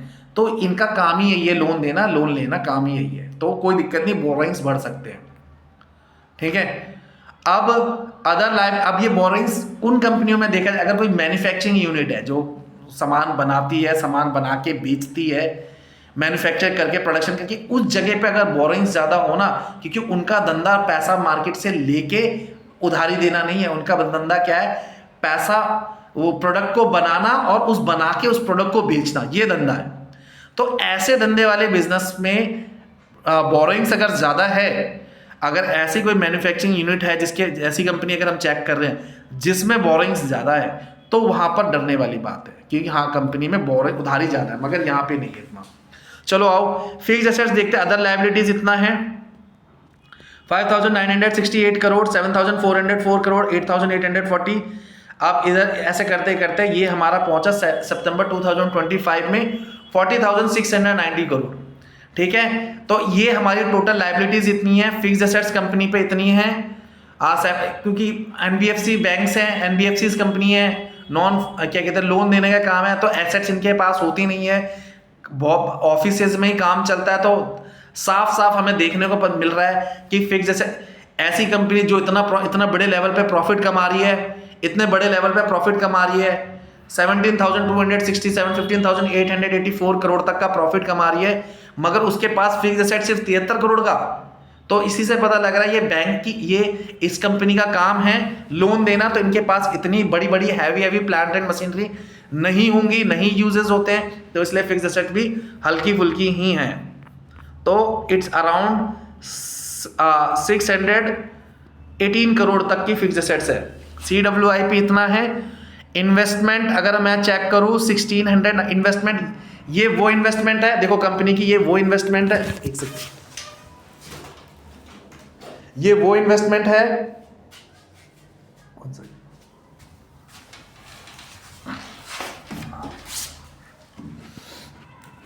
देखो ये वो इन्वेस्टमेंट है जहां से कंपनी ने क्या करा है, ये वो इन्वेस्टमेंट है जो कंपनी ने अपनी जेब से, जो कंपनी ने कमाए हुए प्रॉफिट में से, जो कंपनी का जो प्रॉफिट आया है, रेवेन्यू जनरेट हुआ है, उसमें से जो प्रॉफिट निकल के आया, कंपनी ने अपनी ग्रोथ के लिए इन्वेस्टमेंट करी हुई है मार्केट में। अब ये इन्वेस्टमेंट कुछ भी हो सकते हैं, किसी कंपनी के शेयर्स भी हो सकते हैं, कंपनी ने कहीं किसी और कंपनी में इन्वेस्टमेंट कर रखी हो, ठीक है, किसी और कंपनी के शेयर्स परचेज करे हो वहां से रिटर्न, या तो कंपनी ने कोई प्रॉपर्टी खरीद रखी हो, कहीं कहीं कहीं किसी के कहीं बॉन्ड्स खरीद रखे हो, गोल्ड्स खरीद रखे हो, मतलब कहीं भी कंपनी ने इन्वेस्टमेंट कर रखा हो, ये वो इन्वेस्टमेंट्स हैं जहां से कंपनी को रिटर्न्स आएंगे, कंपनी को प्रॉफिट होगा, मुनाफा आएगा, मगर वो यहां से आया इस इन्वेस्टमेंट से, ये जो 1690 करोड़ का इन्वेस्टमेंट है, इस इन्वेस्टमेंट से आया हुआ पैसा कंपनी का ऑपरेटिंग बिजनेस का पैसा नहीं होगा, वो इन्वेस्टिंग एक्टिविटी का पैसा होगा।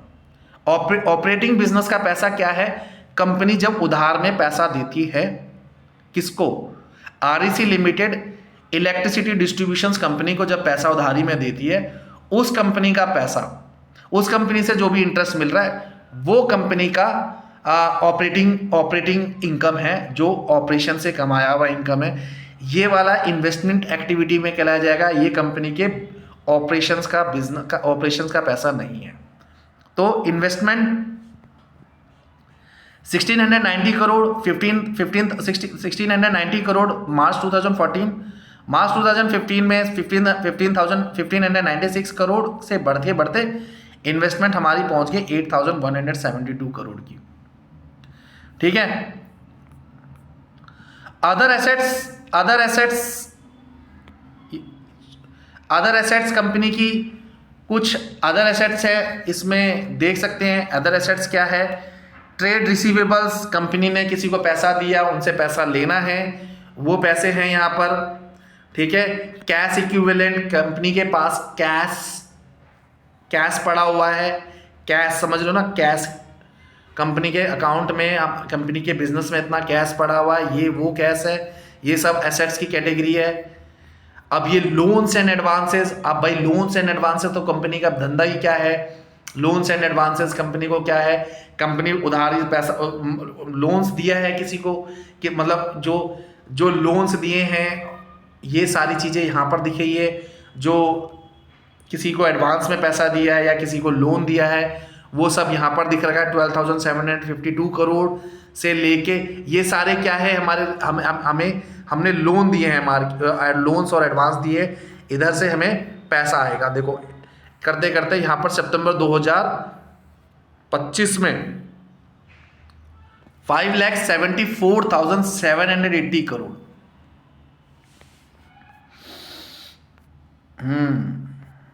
तो यहाँ पर थोड़ा सा वो देखने को मिल रहा है कि लोन्स एंड एडवांस एकदम सडनली 12,752 करोड़ का था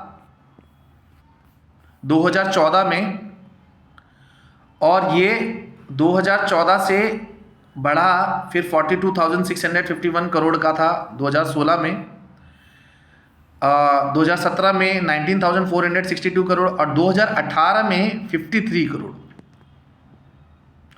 तो मतलब 2018 में तो दिया ही नहीं गया, बिल्कुल कोई रीज़न होगा।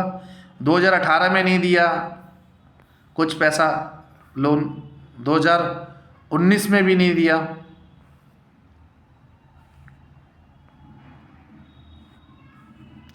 अब तुम सोच रहे होंगे कि भाई यहाँ पर तो दिया नहीं पैसा, यहाँ पैसा नहीं दिया उधारी पे, तो फिर ये प्रॉफिट कैसे कमा रहे हैं? भैया प्रॉफिट का तो आ रहा होगा, वो लंबे लंबे बिजनेस के पैसे दे रखे होंगे ना, जो लॉन्ग टर्म चलते हैं, तो वहाँ से तो रेवेन्यू आ ही रहा होगा, वहाँ से तो इंटरेस्ट आ ही रहा होगा। जो यहाँ पर लोन दिया है इसका इंटरेस्ट तो कंटिन्यूसली चल ही रहा होगा, इसका भी इंटरेस्ट कंटिन्यूसली चल रहा होगा, इसका भी इंटरेस्ट कंटिन्यूसली चल रहा होगा। ये 2018 में इसने कम दिया, 2019 में कम दिया, 2020 में बहुत कम दिया, 2021 में बहुत कम दिया, 2022 में, 23 में, 24 में बहुत कम दिया, 25 में सडनली सितंबर 2025 में लोन्स एंड एडवांसेस में इतना आ गया 5,74,780 करोड़ रुपीस।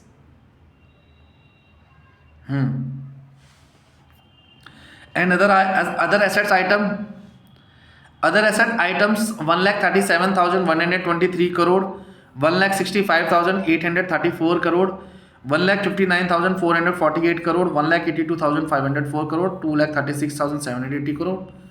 इस तरीके से हमारा पूरा एसेट्स बन के इतना बन गया। ठीक है, अदर एसेट्स मिला के हमारा इतना आ गया, इतना हो गया। ठीक है, तो ये टोटल एसेट्स। कैश फ्लो अब आ जाते हैं तो अभी हमें देखने को तो पता चल गया कंपनी का प्रॉफिट भी अच्छा खासा है, कंपनी के पास एसेट्स भी अच्छी खासी है, ठीक है, इन्वेस्टमेंट भी कंपनी ने अच्छे से करा है। अब कंपनी के कैश फ्लो में देखें तो कंपनी के ऑपरेटिंग एक्टिविटी में कंपनी ने बिजनेस से पैसा आया 7,244 करोड़। ये हमारा नेगेटिव में है। और कैश फ्लो हमारा क्या शो करता है? कैश फ्लो हमारा शो करता है अगर वो पॉजिटिव में हो तो ये पता करता है कि हमारे पास कैश अवेलेबल है, उसको हम यूटिलाइज कर सकते हैं बिजनेस में, किसी भी काम में, वर्किंग कैपिटल में। बट यहाँ पर हमारा cash from operating activity negative में दिखा रहा है, मतलब जो बिजनेस से पैसा आया होगा, जो ऑपरेशन से पैसा आया होगा वो कहीं कहीं और चला गया है। तो देखें क्या हुआ है। कैश फ्रॉम ऑपरेटिंग एक्टिविटी हमारा 17,244 करोड़ हमारा नेगेटिव में शो कर रहा है। तो जो 2014 में अगर मैं देखूं तो प्रॉफिट फ्रॉम ऑपरेशंस कितना था?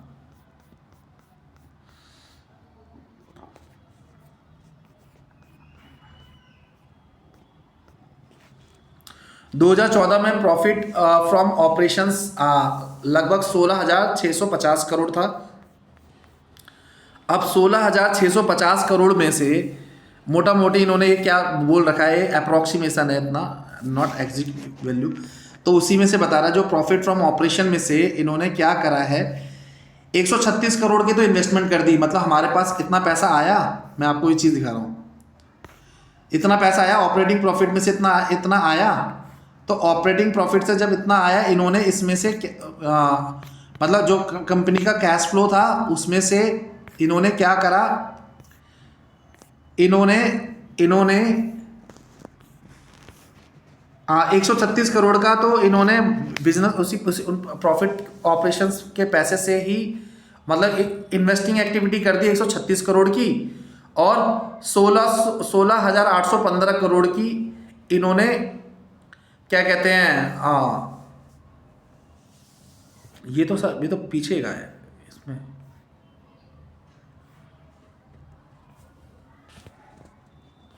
एक second,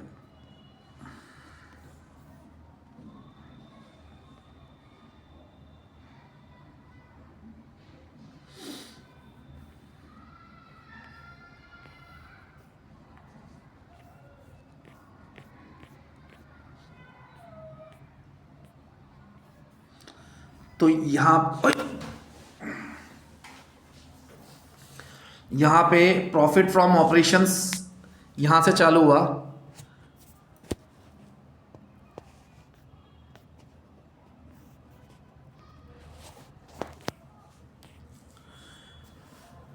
cash from operating activity हमारा नेगेटिव में है। यहाँ से इतना समझते हैं ऑपरेटिंग एक्टिविटी कि पैसा का इन्होंने इधर उधर से यूटिलाइज कर लिया। इन्वेस्टिंग एक्टिविटी भी यहाँ पे इन्होंने 136 करोड़ 136 करोड़ की इन्वेस्टमेंट करी, 151 करोड़ की यहाँ इन्वेस्टमेंट करी।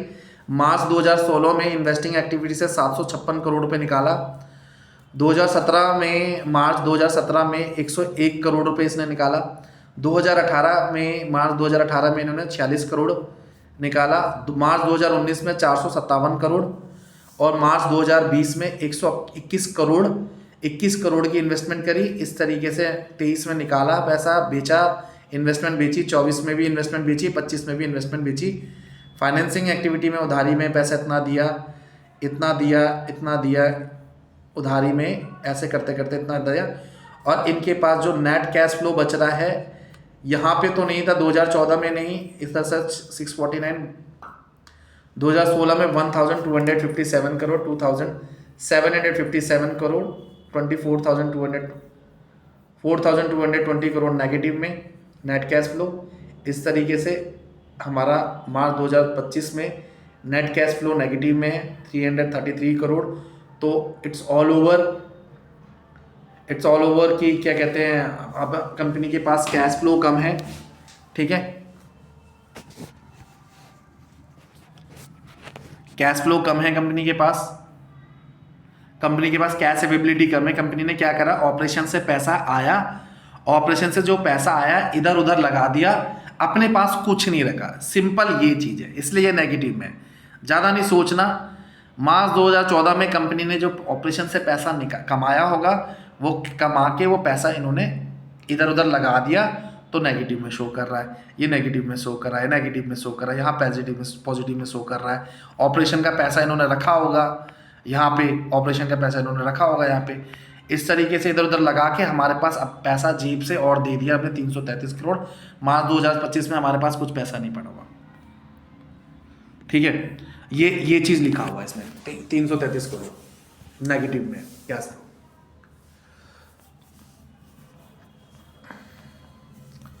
तो ये चीज़ हमें देखी। अब मैं आपको इसमें इस शेयर्स के देखो ऑल ओवर देखा, तो मैंने कंपनी में ये जाना, की पॉइंट अगर मैं हाईलाइट करूँ तो सबसे बेस्ट मेरे को क्या पता लगा, कंपनी का शेयर्स अंडर वैल्यूड है, बुक वैल्यू के आसपास कंपनी का शेयर है, पी रेशियो 5.11 है, मतलब 1 रुपये कमाने के लिए मैं कंपनी में सिर्फ 5 रुपये 11 पैसा ही लगाना होगा और उसमें मैं 1 रुपये कमाने का मुझे मौका मिल जाएगा।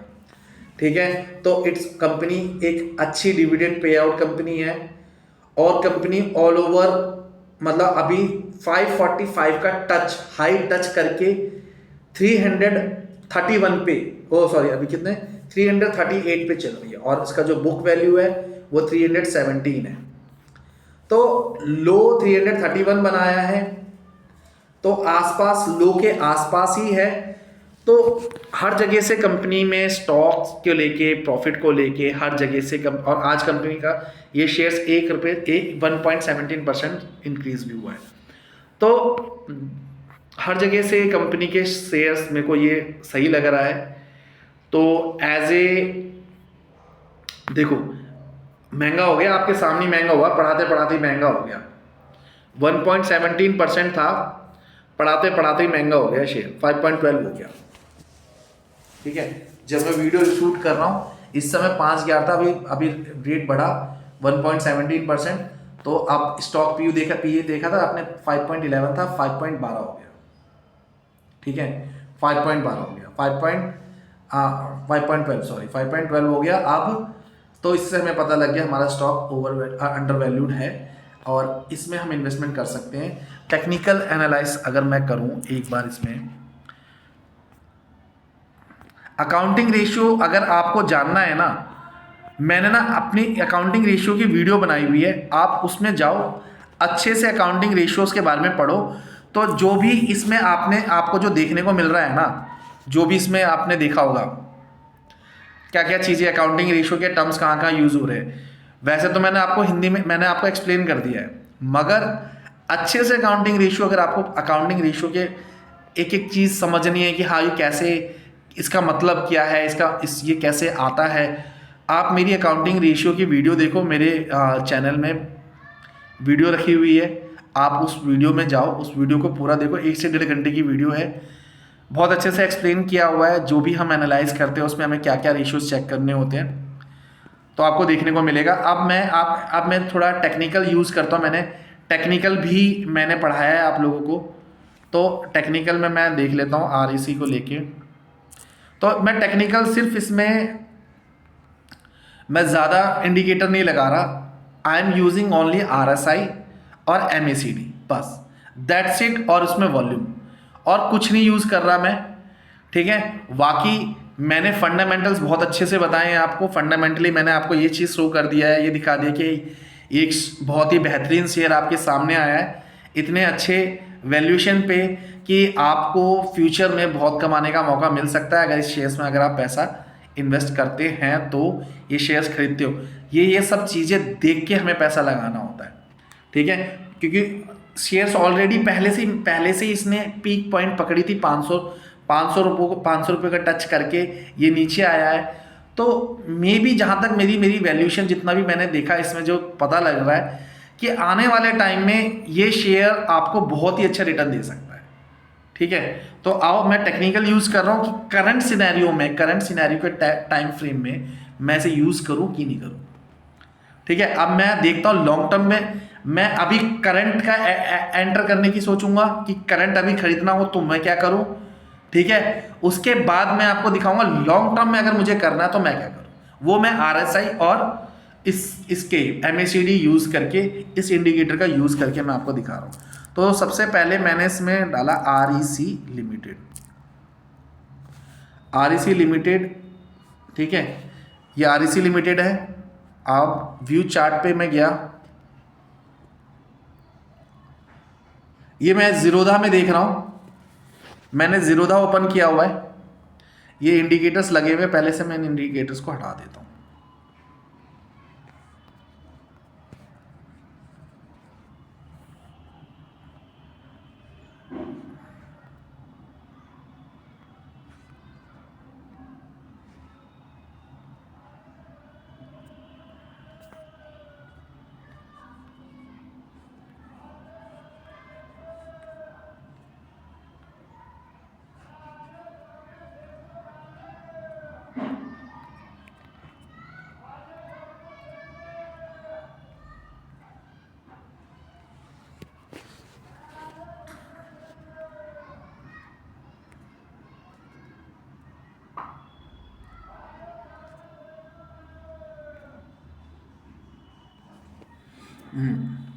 तो ये सिंपल मेरे पास इंडिकेटर्स लगे हुए थे, मैंने सारे इंडिकेटर्स हटा दिए। सिंपल ये REC लिमिटेड का चार्ट है, इसमें मैंने इंडिकेटर लगाया, मैं RSI इंडिकेटर लगाता हूँ। तो ये RSI मैंने लगाया, और एक इंडिकेटर मैं लगाता हूँ इसमें MACD,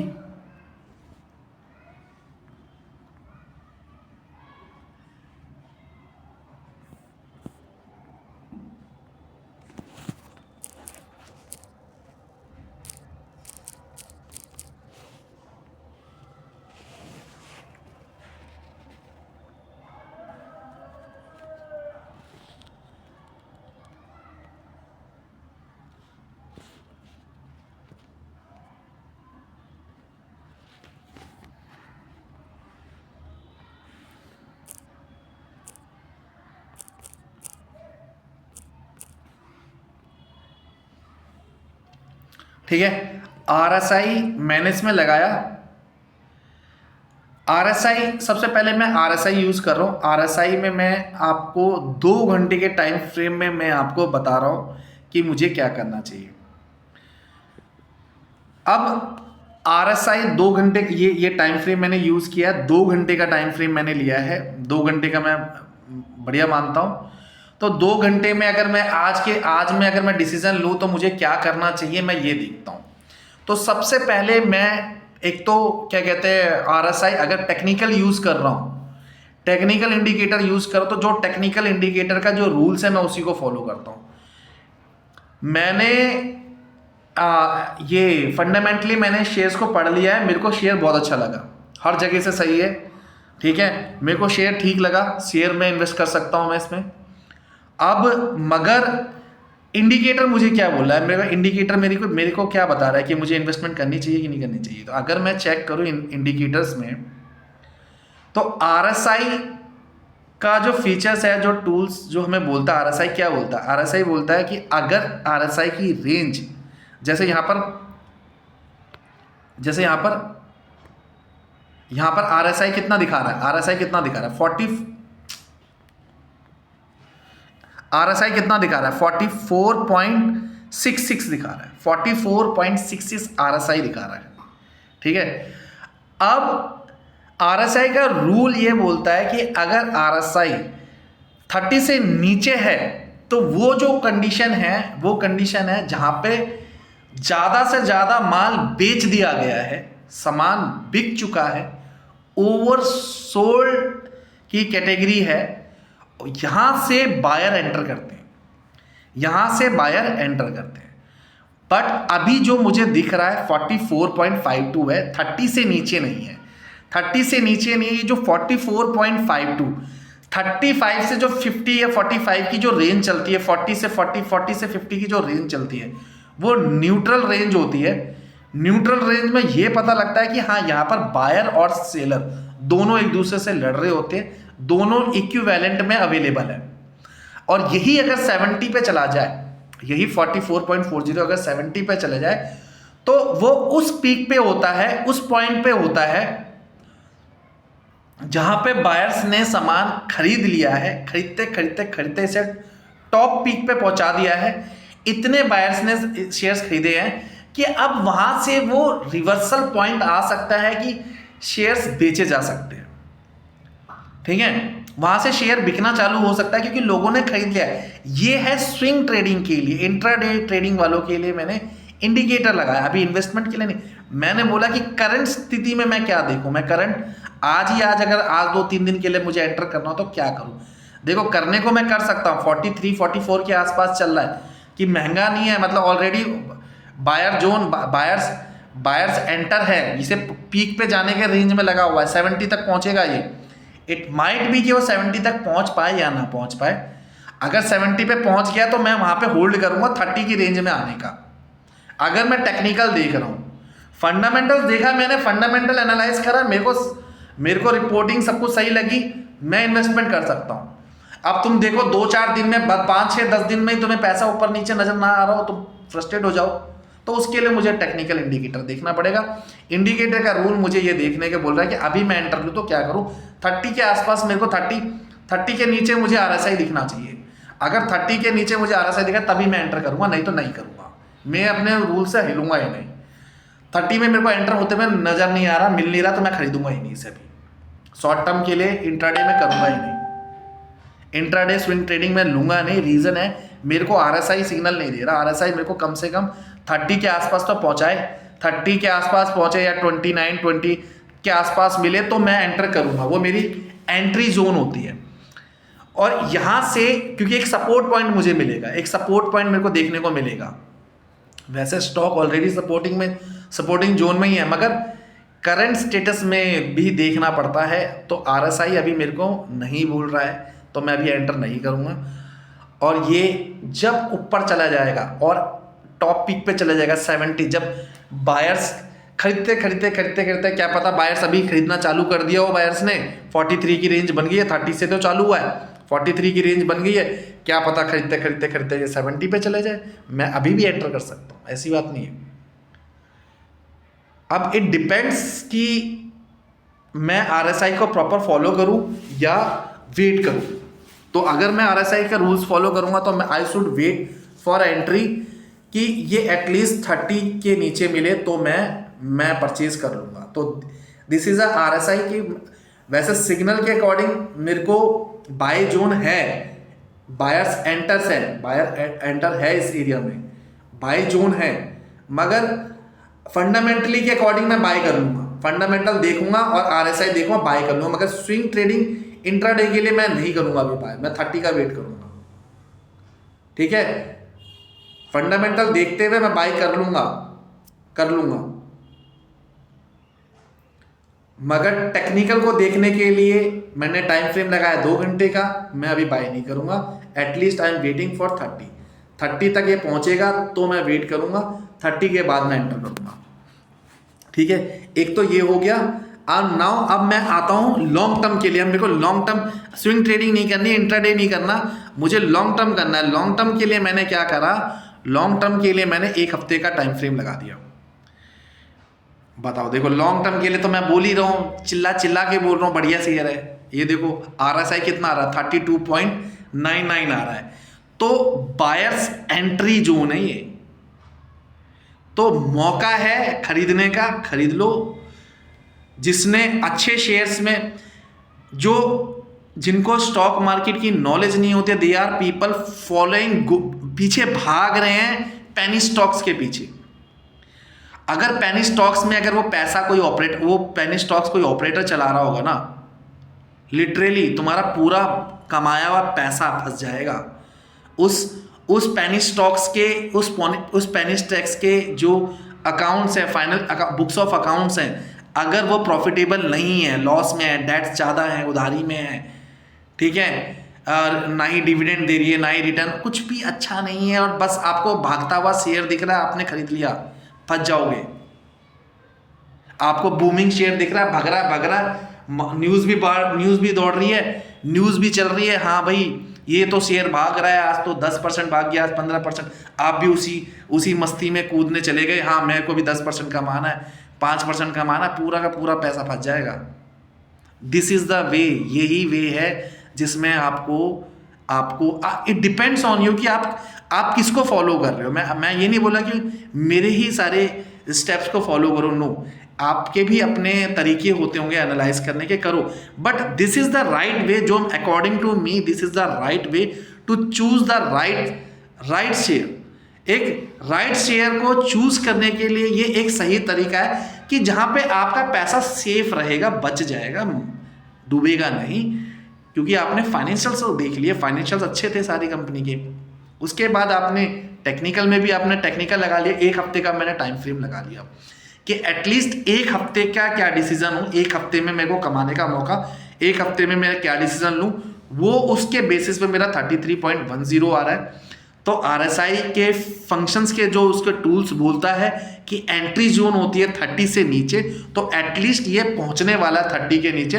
अगर नहीं भी पहुंच रहा है, अगर हम अभी भी एंट्री ले लेते हैं तो कुछ रैली बिगड़ी नहीं है, इट विल गो एट 70, ये 70 तक जाएगा, 70 तक जाएगा, ठीक है। इसी में मैं एक MACD और सिग्नल लगा लेता हूं कि इसको हटा देता हूं। RSI देख लिया मैंने, RSI की रेंज मुझे एंट्री बोल दी है, एंट्री बोल रहा है कि, और ऑब्वियसली एंट्री बोलने का टाइम, एंट्री का टाइम हो चुका है, क्योंकि 33.10 के हम एंटर कर सकते हैं। ओवरसोल्ड है ऑलरेडी, शेयर बिकते बिकते इतनी बुरी तरीके से गिर गया है कि और कितना ही गिरेगा, बुक वैल्यू के पास तो आ ही गया है। अब क्या बुक वैल्यू से भी नीचे जाएगा। कंपनी के फाइनल अकाउंट देख के नहीं पर लग रहा है ऐसा कि वो बुक वैल्यू से भी 50% नीचे डाउन चले जाए, ऐसा नहीं लग रहा है। तो हाँ, दिस करंट पोजीशन जहां पर हम एंटर ले सकते हैं अकॉर्डिंग टू RSI, ठीक है। तो मैं इसको एकदम से पहले इसको हटाता हूं।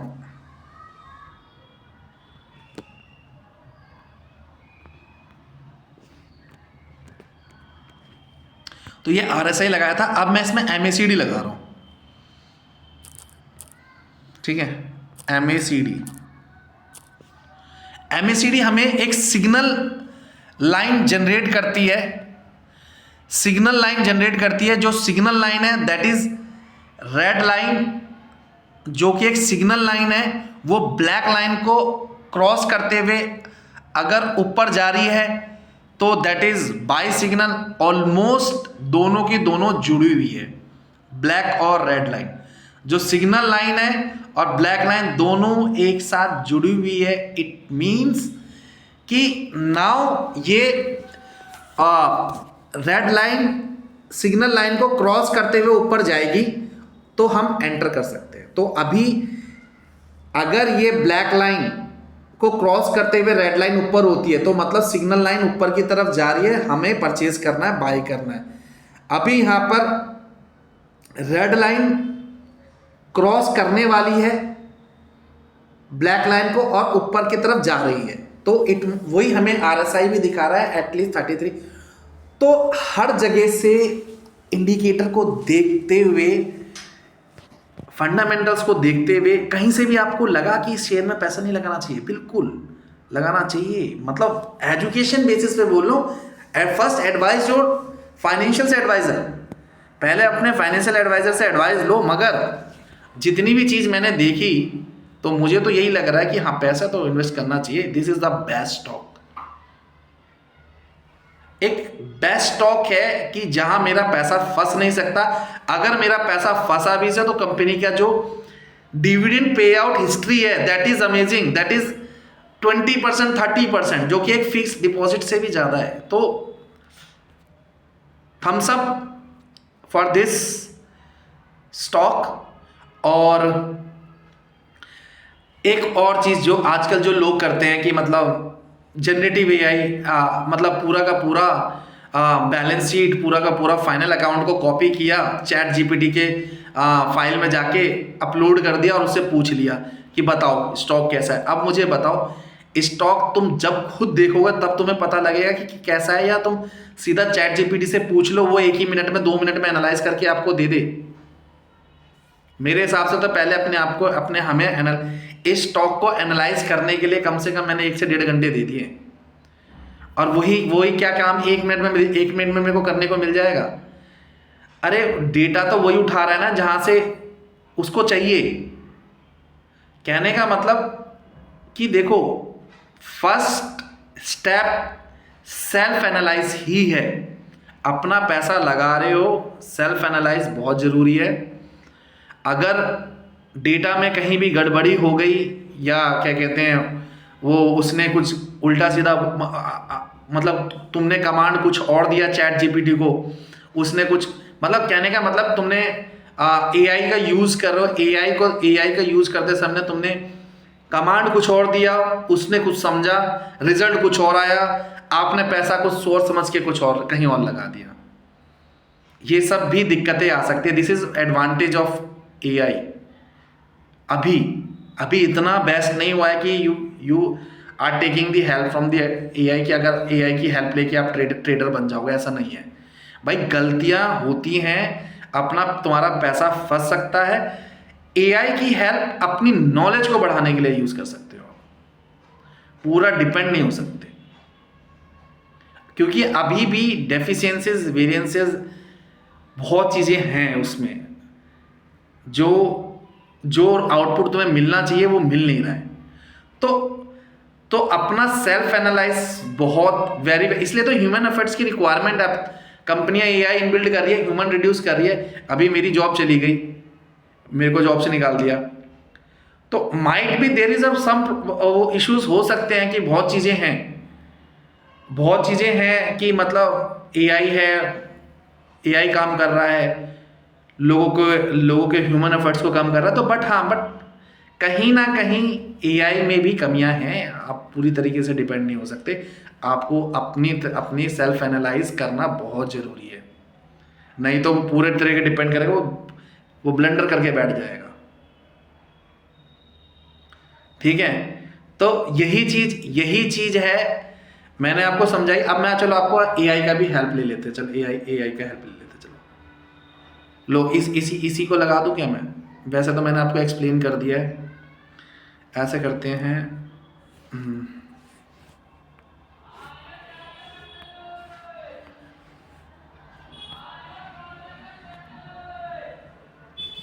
लिया मैंने इसका स्क्रीनशॉट।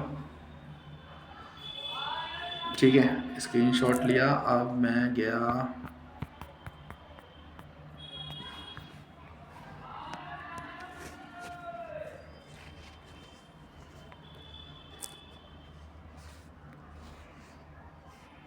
ये फाइल लिया मैंने, यहाँ से फाइल अटैच किया।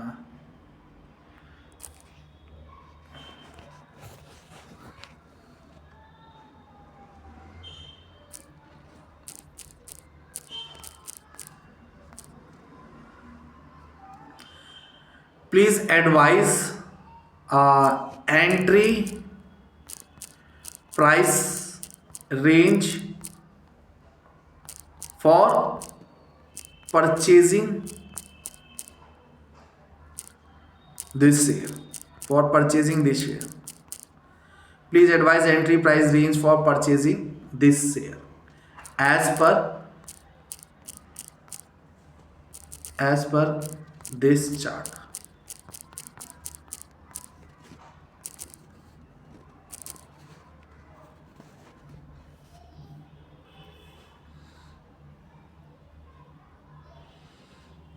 देखते क्या रिजल्ट दे रहा है।